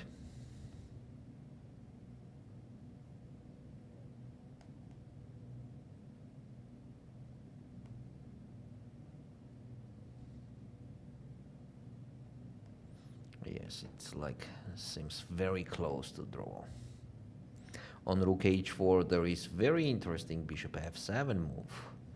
And on bishop e3 white could capture on h5 with the bishop, and in case king goes somewhere from the light square, white can put the rook on h7, and we have to pay our attention that in case after trading the rooks white needs to sacrifice the bishop on c pawn. After h4 move it will be the wrong color and it is still draw. So for example, c4, bishop g6, rook takes h7, bishop takes h7, king d4.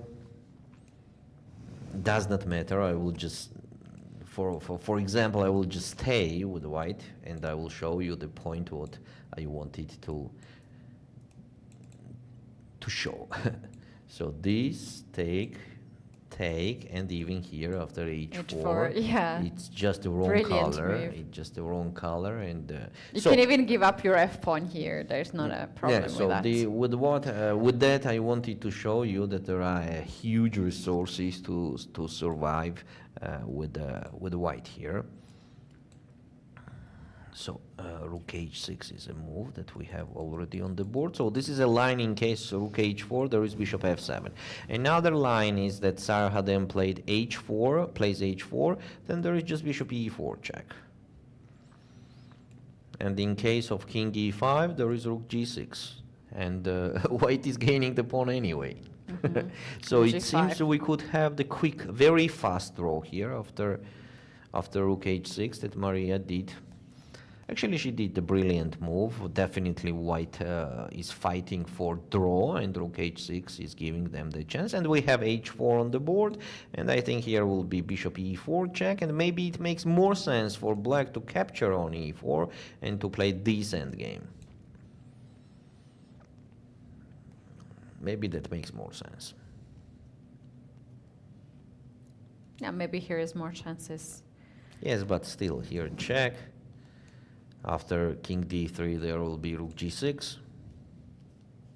On bishop e3 the checks will start again, and on c4 rook takes g5 c3 rook f5, and we're going to the same thing. c2 rook f1 king e2 rook c1 king d2, and we're just giving that rook just h3 and then king h1 king g2. So this is a moment on the board now, and Mariya has to play bishop e4. And then rook to g6. Yes, in case king e5, there will be rook g6. Rook g6, and black is losing that pawn. As on g4, there will be first check, and when the king goes, then take on g4. Exactly, that's the way to So play. this is the last move that Mariya has to do, you know, the last decisive move, bishop e4.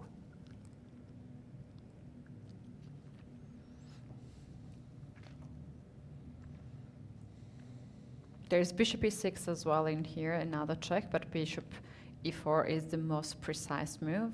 So very likely Mariya will make this move. So we're just waiting. Sure this is not a thinking blitz about game her. or a rapid game, so the players have all the rights to spend all the time they are given on the clock. So we just need to be a bit patient here. It is important. Every move, every game is important. You guys, we have seen some unexpected blunders at the point we would never expect any blunder. So it takes a little bit more time. And we just need to be patient. Muzychuk Anna made a little bit unexpected move. She played bishop d1, Keti. And after knight d7, the chances for black to survive increased. As trading the knights is okay for black. And if white goes knight b3, then it will be just knight b6. And it will be very difficult now to improve the position and to press the black more on the queen side, as the pieces, black pieces, got active. So bishop d1 was a little bit unexpected move. Knight d7 seems the best.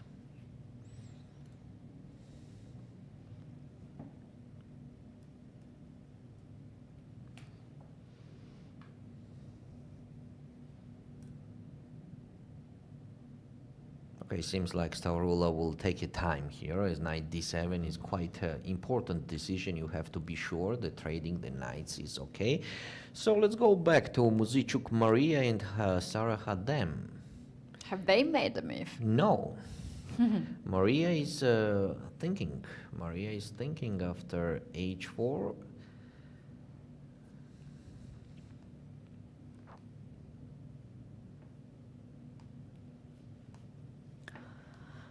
She is still thinking, but bishop e4 is such an obvious move.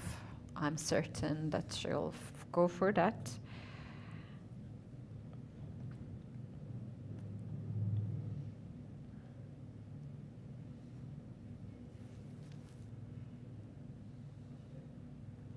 We are waiting for bishop e4, which goes immediately to draw.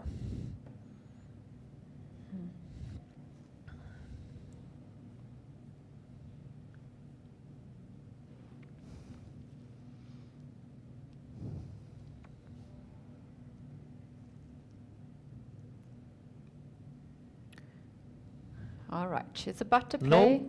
And she goes rook to e6. Also makes sense, by the way, because the black's position is a little bit stacked. If you pay your attention, rook on f4 is stacked. King is also stacked. And playing with the bishop does not make any sense. For example, if the black opens up the way to the rook with the bishop c3, then there is rook e4, trading the rooks like that. So Maria's idea is just to trade the rooks with rook e4. Actually, was not it possible even here to play rook e4? That's interesting. I think it was possible even here. Why not? She probably just wanted to fix the pawns on the dark squares to control it better. And also, if she just stays like that, it is impossible to. Yeah, now rook e4 is a threat that the white wants to play. Just to fix the draw, this is just this will be just a draw, or they can play first h3 and then do rook e4. Here black has a very interesting idea. This is h3, sacrificing the pawn like that. King takes h3 and bishop e5. I like this idea. With the idea of rook h4 check. Now if white plays rook h6, then it will be rook d4, and then the c pawn will be the trouble. Also rook d2 is hanging. So white does not have to play rook h6, they have to play rook e8. Then the black is taking that pawn. That could be quite dangerous. You know, I love that for black. I love that for black. That's a chance. That's a chance. That's definitely the chance to increase the advantage. So h3, very interesting move here we have for black, which maybe Mariya missed. Wow. h3 is such a nice move.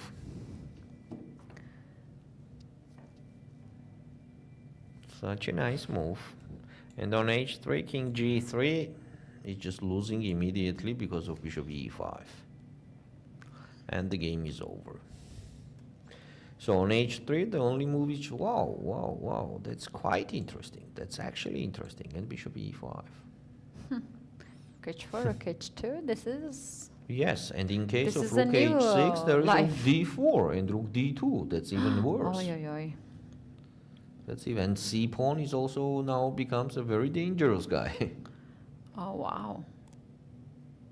This seems like a big advantage already for black. So Sarah has a chance.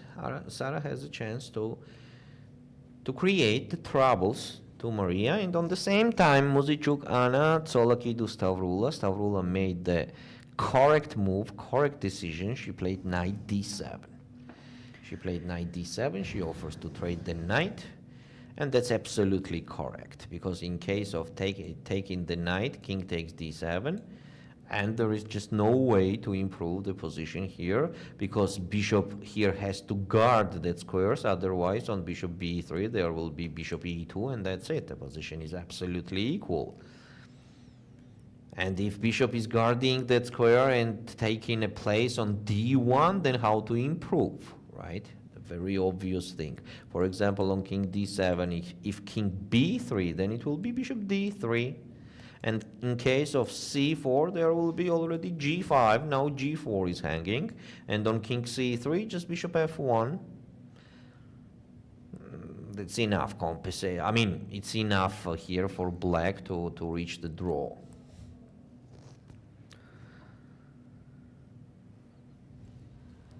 So for now, we have the current position is this on the board. Knight d7, last move, the correct move, absolutely correct move that Stavroula made. Sarah Hadem is taking her time. Sarah Hadem is taking her time in this position. And okay, if she sees h3, I'm completely sure she will do that. Yeah, because there is no more way to create any other troubles. Yeah, she has to do something, and h3 is such a good chance. Such a natural move it is. Such a good chance also. All right, I think she will go ahead with that and try. She has nothing to risk in this position with black pieces.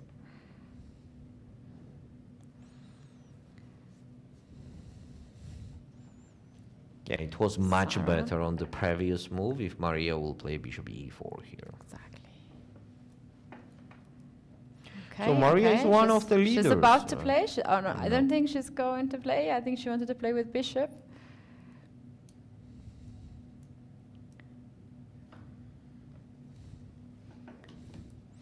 Oh, and Anna Muzychuk trade the knight on d7 and Sarah here also bishop did e5. something. It's not h3, Valerie. I don't It is see. bishop e5. Bishop e5. It's bishop e5, which is also quite interesting. Now h3 is hanging. Now h3 is hanging. And if rook h6, then If rook h6 right away, then it will be rook d4 and rook d2, game over. bishop e4. On King bishop f4. e4, king f4, and you know, the same threats. Rook d2, and okay, white will be in the huge troubles. Yeah, that will be such a surprising thing. So this is a position, and the engine says that the only move, almost you can say like that, only move is rook c6, which is still keeping the chances for draw. As on h3, there is some king f1, so it's very difficult to. Very deep I move mean, here to make. It will be very difficult To to step Mariya. on the Yes, f-file, on that file. Wow. And the problem is that now c5 pawn is hanging. What did she Oh, do? Mariya goes for that. Mariya goes for that. Rook to c6. Oh, wow. Within several, like within 1 minute, I think she found this move, only move. I'm not sure she sees h3. If she saw h3, she will not. She did not play here rook e6. If maybe okay. I think she sees that. I'm just guessing because here after bishop e4, it was quite. I mean, after bishop e4, it just goes to the immediate draw. So on rook e6 in the game was bishop e5 and rook c6. Let's see on h3 if Sarah plays that move. What Mariya will answer on h3. King f1, it's just amazing resource to survive. What about other moves like king to f2 or king to g1? How big is the difference? So on king f2 there is no, I mean c5 is not hanging anymore, and black just can play rook b4 and then attack the king with rook b2. And c5 pawn is not hanging. The same is on king g1. I mean c5 pawn is not hanging, that's the point. That rook b4 anyway, and that's it. Bishop e6 check, king f4, bishop takes h3, king takes f3. Now the white king is in a very bad position, that's why black has a huge advantage. Okay, let's see. Rook c6, h3. h3 is a last detail, that the last power that the black can use here, and no. Sarah goes with rook to d4. I have a feeling that no one of them is considering h3. As h3 was such a good chance. So her Here idea is bishop to e4 play check. rook d2 somewhere. Yes, but here is kind of forcing king f4 and rook takes c5. Rook d2? Rook d2, king h3. Oi. g4? g4, so it just goes to that. This, Right. and rook against rook and the bishop. Maybe this is what Sarah wants, actually. Why not? Maybe this is what she wants. As rook and bishop against the rook is not like dead draw, definitely. It is like... It is not. We have seen games ending with the result, especially with time pressure on the clock. Yes. Anything can happen, so it has to be careful. Mariya should know that theoretical position, how to defend it properly. And let's see the other game after knight trade, if we have any improvements. We have King king to c2. c2. I like this, as there's some sort of thing like, come on, play bishop e4 and trade also the bishops, then I will have a winning position. but Stavroula obviously is not going to do that. King c7 has been played in this position. King to d2. White wants to play bishop to e2 to trade the bishops. So king b6, maybe it's just already necessary to play that. And on bishop b3, engine suggests to don't protect that pawn, but play bishop f1. And What about bishop e2? Yeah, okay. Bishop takes e6, a5. And it says it's just equal somehow. Yeah, because we could not push the c pawn, as the black king will be on c5, or in case they trade on b4, the black king will be just on b6. Yeah, this is a very good concept that the pawns are double on e-file, so basically you don't very much care about this pawn and you can give it up.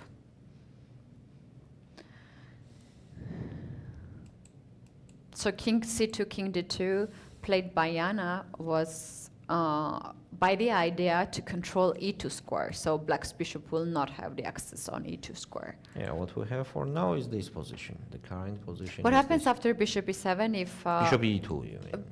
Yep. Bishop e2 happened? No. No. I was thinking about bishop e3 and bishop d7 if black decides to go a little bit passive. Yes, bishop d7 is also possible. Also possible.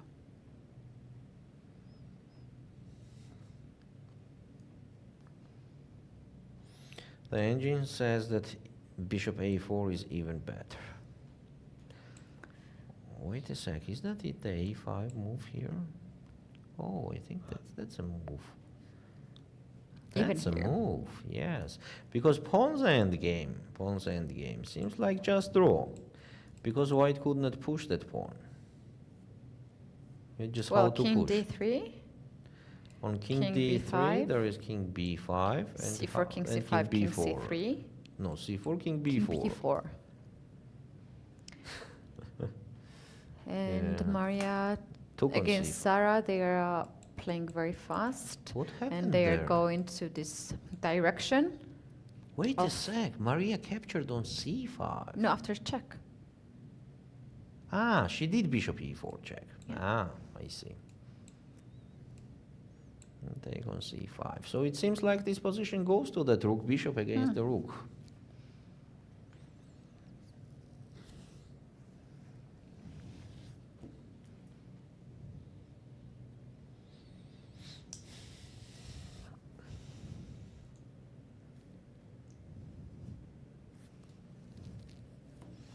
More than g4, I mean more than g4 idea, there is nothing else here. There is just nothing else. g4 now or g4 after rook d2 check? Almost the same. g4 Maybe rook now, d2. maybe we have seen already rook d2. How about g4 right Because on g4 here the new resources appears. Rook c2.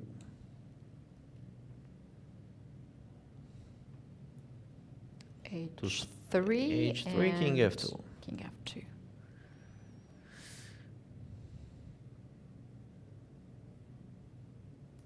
Yeah, let's see.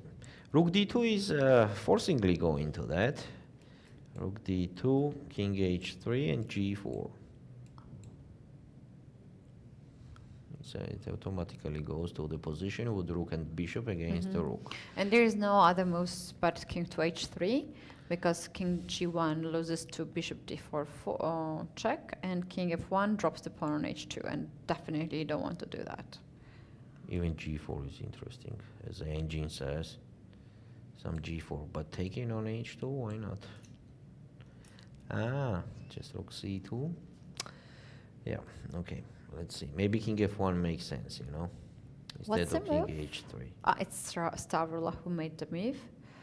Stavroula. Let's take a look at Stavroula. So bishop e2 and what Stavroula did is bishop d7. Also preparing a5. She's not in rush to make that move. But c4 could create some troubles here. I mean, comparing to a5, here after c4 could be some troubles. And Anna played c4, definitely.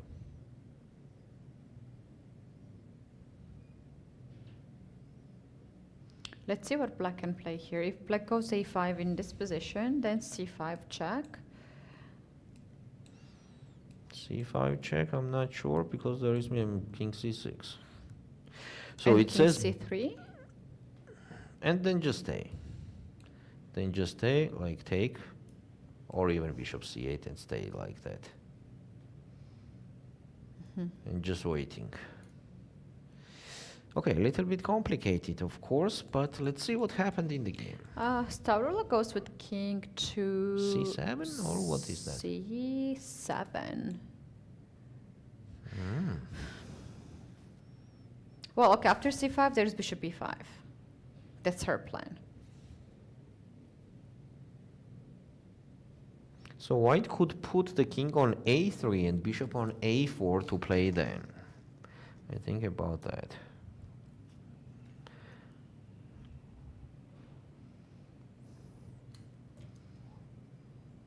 Yeah.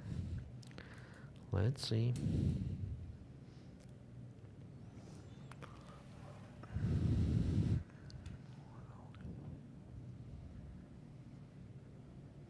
This will be a long game. This will be a long game. They made the move, king to c3. White wants to improve the king's position. She's not in rush to push the pawns c5 or b5 yet. She wants to improve the king's position. Actually, it's very interesting. This pawn's endgame could be winning for white. This, take, and then to go on the king side, but we could not enter anywhere there, yeah? Yep. Yeah. Okay, in the game was king c3. Okay, this is actually a good resource for black. After any time you play c5, there's bishop to b5. So that's why I actually wanted to put the king on a3 and then play bishop a4 with white.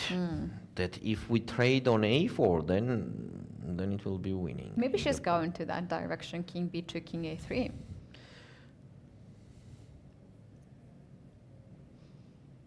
8 minutes for Stavroula. She should not drop her clock down, because to hold this position on seconds is not easy. She needs time to figure it out, all the possibilities. She goes g5.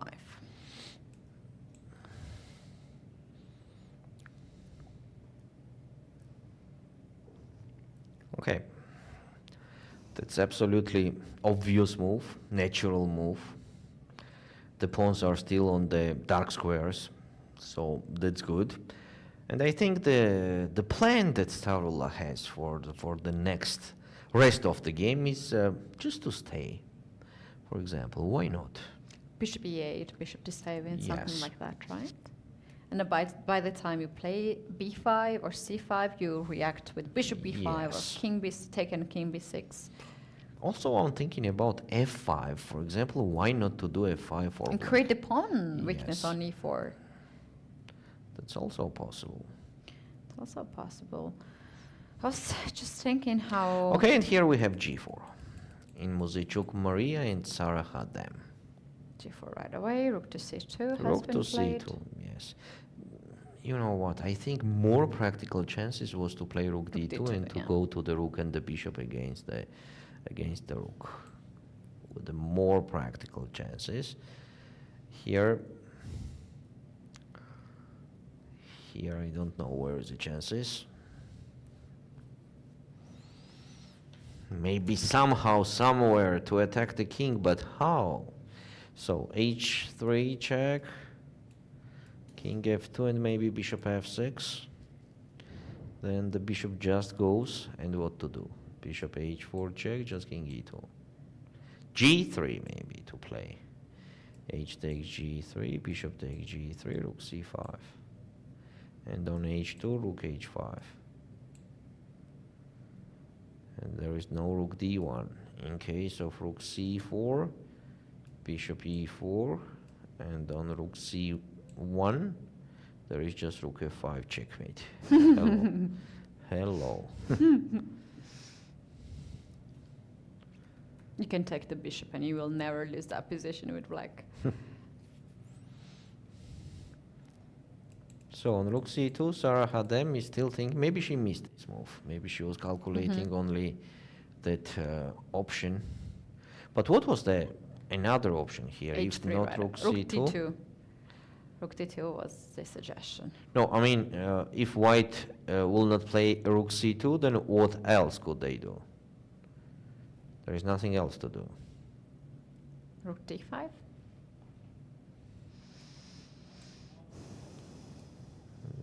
Okay, I'm just interested what Sarah was calculating, that after rook c2 she started thinking again, because on g4 she already thought quite much.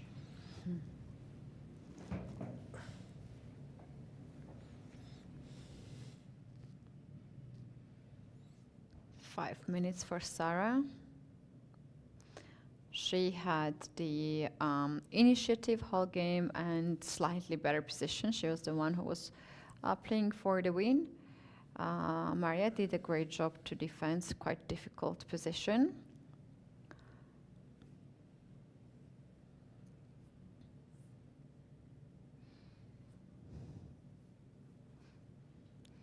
In case of h3, there is king to f2, another resource for white. And yeah, 5 more minutes for Sarah. Let's take a look at Muzychuk, Anna, and Tsolakidou Stavroula. After g5, this is the position. And Anna is thinking where and how to create the troubles. So on the screen we see that Anna has less than 8 minutes. Yes, it is. Mariya played the move, and okay, let's go to that. h3 and king f2.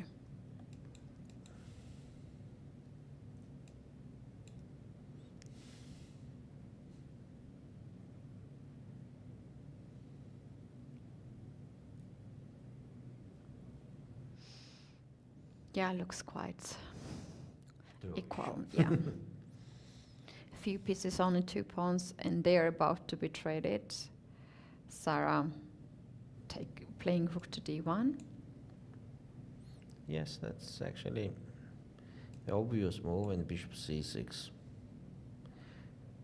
And rook h1 does not make any big troubles to white. More, it's even absolutely good for them, as they are gaining.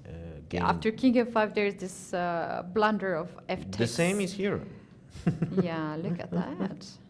The same is here, but you know, after bishop takes f4, wait a sec, rook c5, check first. White evaluates like an equal, it's just interesting.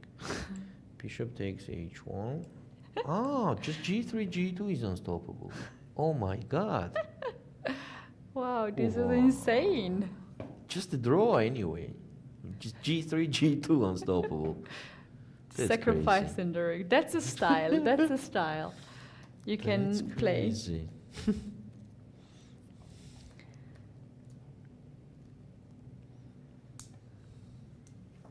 Mariya is thinking.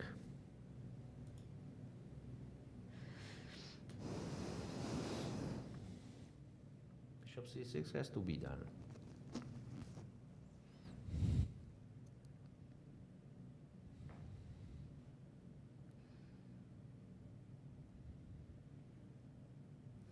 How about rook to c4? Then probably rook d2. Bishop c6 is on the board. Yes.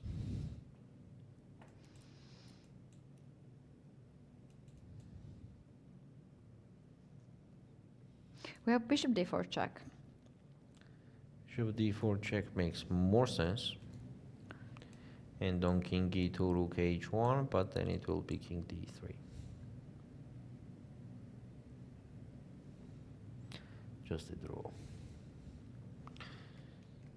What can be considered? What else? G takes f3. What's going on in G takes f3?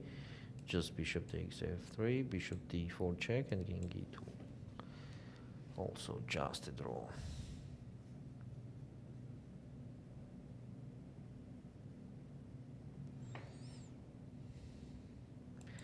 Muzychuk Anna. Let's take a look at Muzychuk Anna after g5, where actually the position is very close to draw.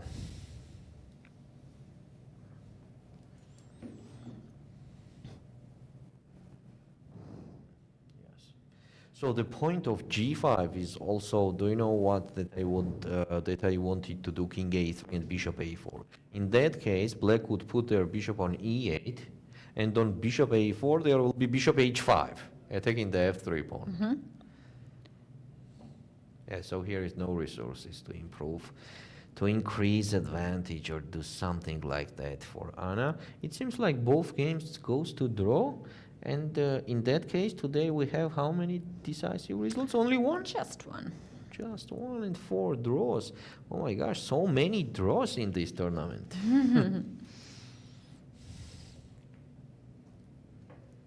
Yeah, that shows how tough is the competition and how strong, well-balanced tournament. Yes, well-balanced.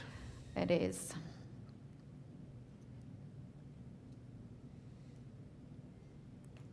And I stuck in some time, already thinking for 7 minutes after g5. And she goes played with h4. h4. Of course, black could just don't touch anything. But even if they touch, I don't think it will be a big trouble. Still the pawn stays on the dark squares for black. Nobody will attack it. Yeah, a lot of huge resources of draw here, so that's why if no blunder, each move is minus plus, okay.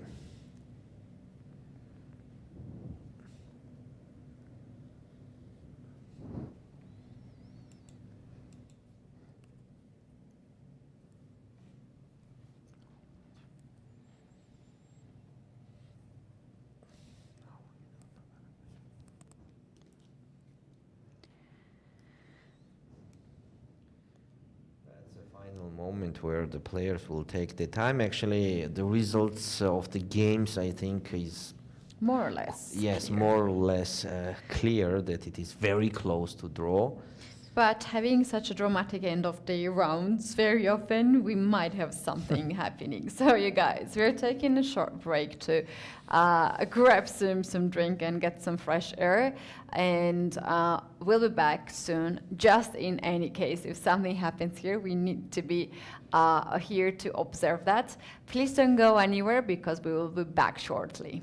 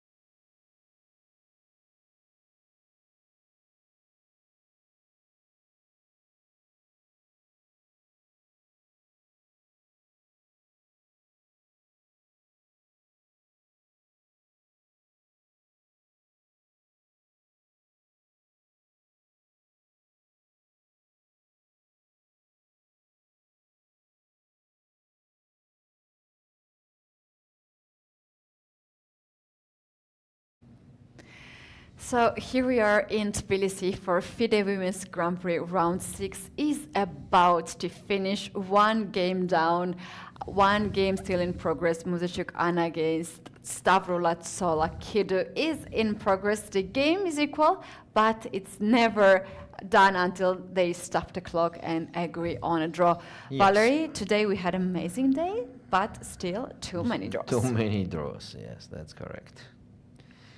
So, Mariya Muzychuk just ended up a few minutes ago with Sarasadat. They did draw. And here we have the last game in progress. This is Muzychuk Anna with white colors against Tsolakidou Stavroula. The last move is King B6. The position is absolutely equal. By the way, Anna has around a little bit more than 1 minute on the clock. And Stavroula has more than 3 minutes. A5 seems like very interesting move for black. As if they trade on A5, it's clear that it's kind of draw. And here we are, A5 was played.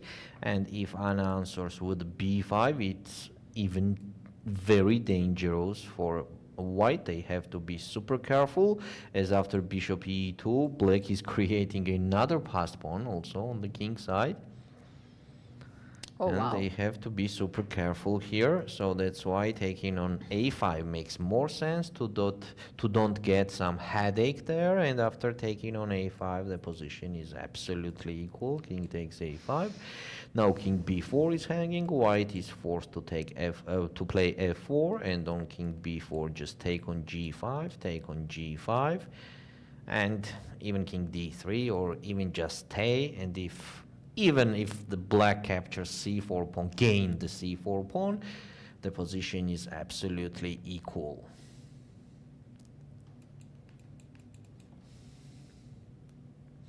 Let's see. Anna is thinking in this position. And she played B5. Oh my god. Now she can be in trouble there. Oh wow. Oh wow. This is such a turn of the table. King C5? No. No, she did not play B5. She played C5. Valerie. Oh my god. My heart. I was for a moment scared. King A5. Yes, Yeah, this is definitely. going King to takes be. C5 does not make any big sense. Also possible, but King A5 is more solid, more safe. Now F4 is necessary to just make it super clear. Yeah, King B5 or King B4 can be played here, Maybe and this bishop pawn is B3 gone. also makes sense, and on King B4 just take on E6. Just agree on draw. But now white has to be really careful not to allow black to create the passed pawn. Anna goes with bishop to B3, hitting the pawn on E6. She knows that that's the time. That's the time to finalize the game. That's the time to make a draw.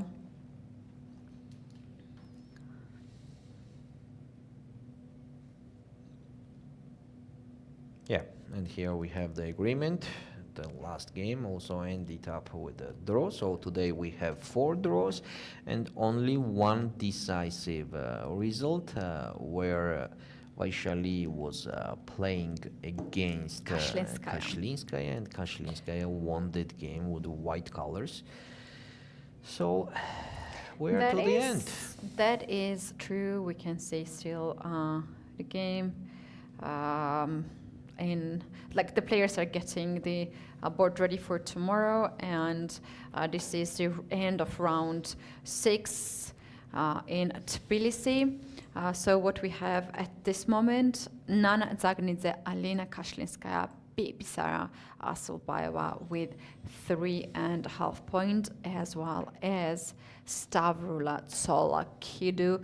Well done, Stavroula. She's keeping the leader's position for so long. She's the last FIDE player in this competition. She has the lowest rating, and this is her first time at the Grand Prix. What a great experience she's getting from this tournament. And yeah, still nothing is clear. Still, we have 4 participants leading the tournament.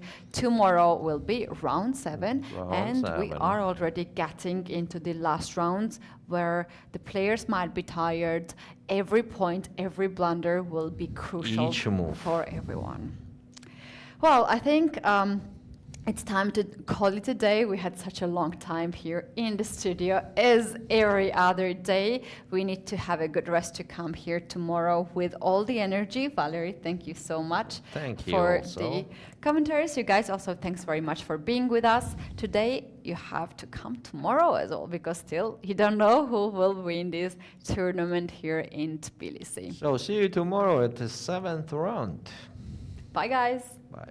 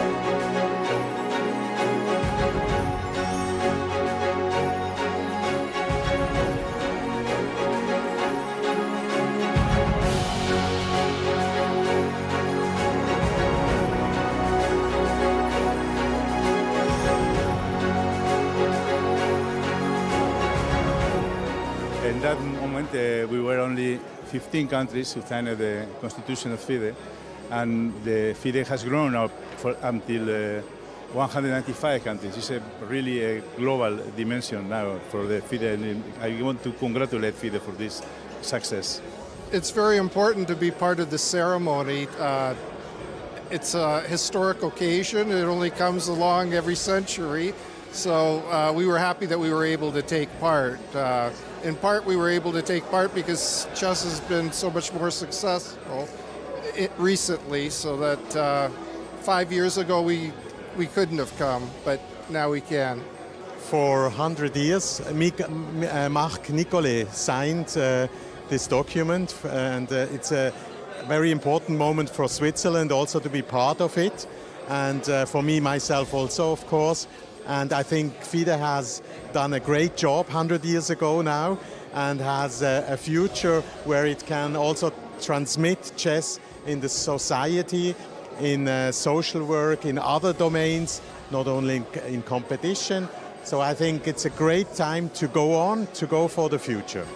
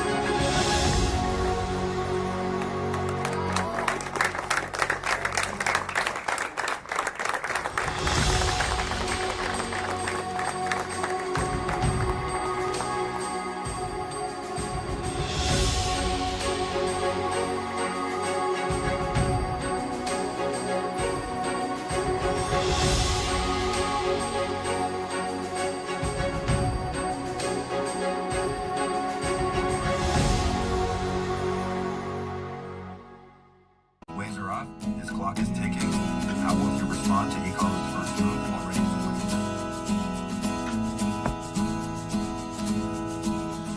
Who's gonna swing across the channel? I'm a strong swimmer. Who's gonna swim across the channel? Why did you wonder? You say lighthouse. Am I right, boy? Am I right? Why did you wonder?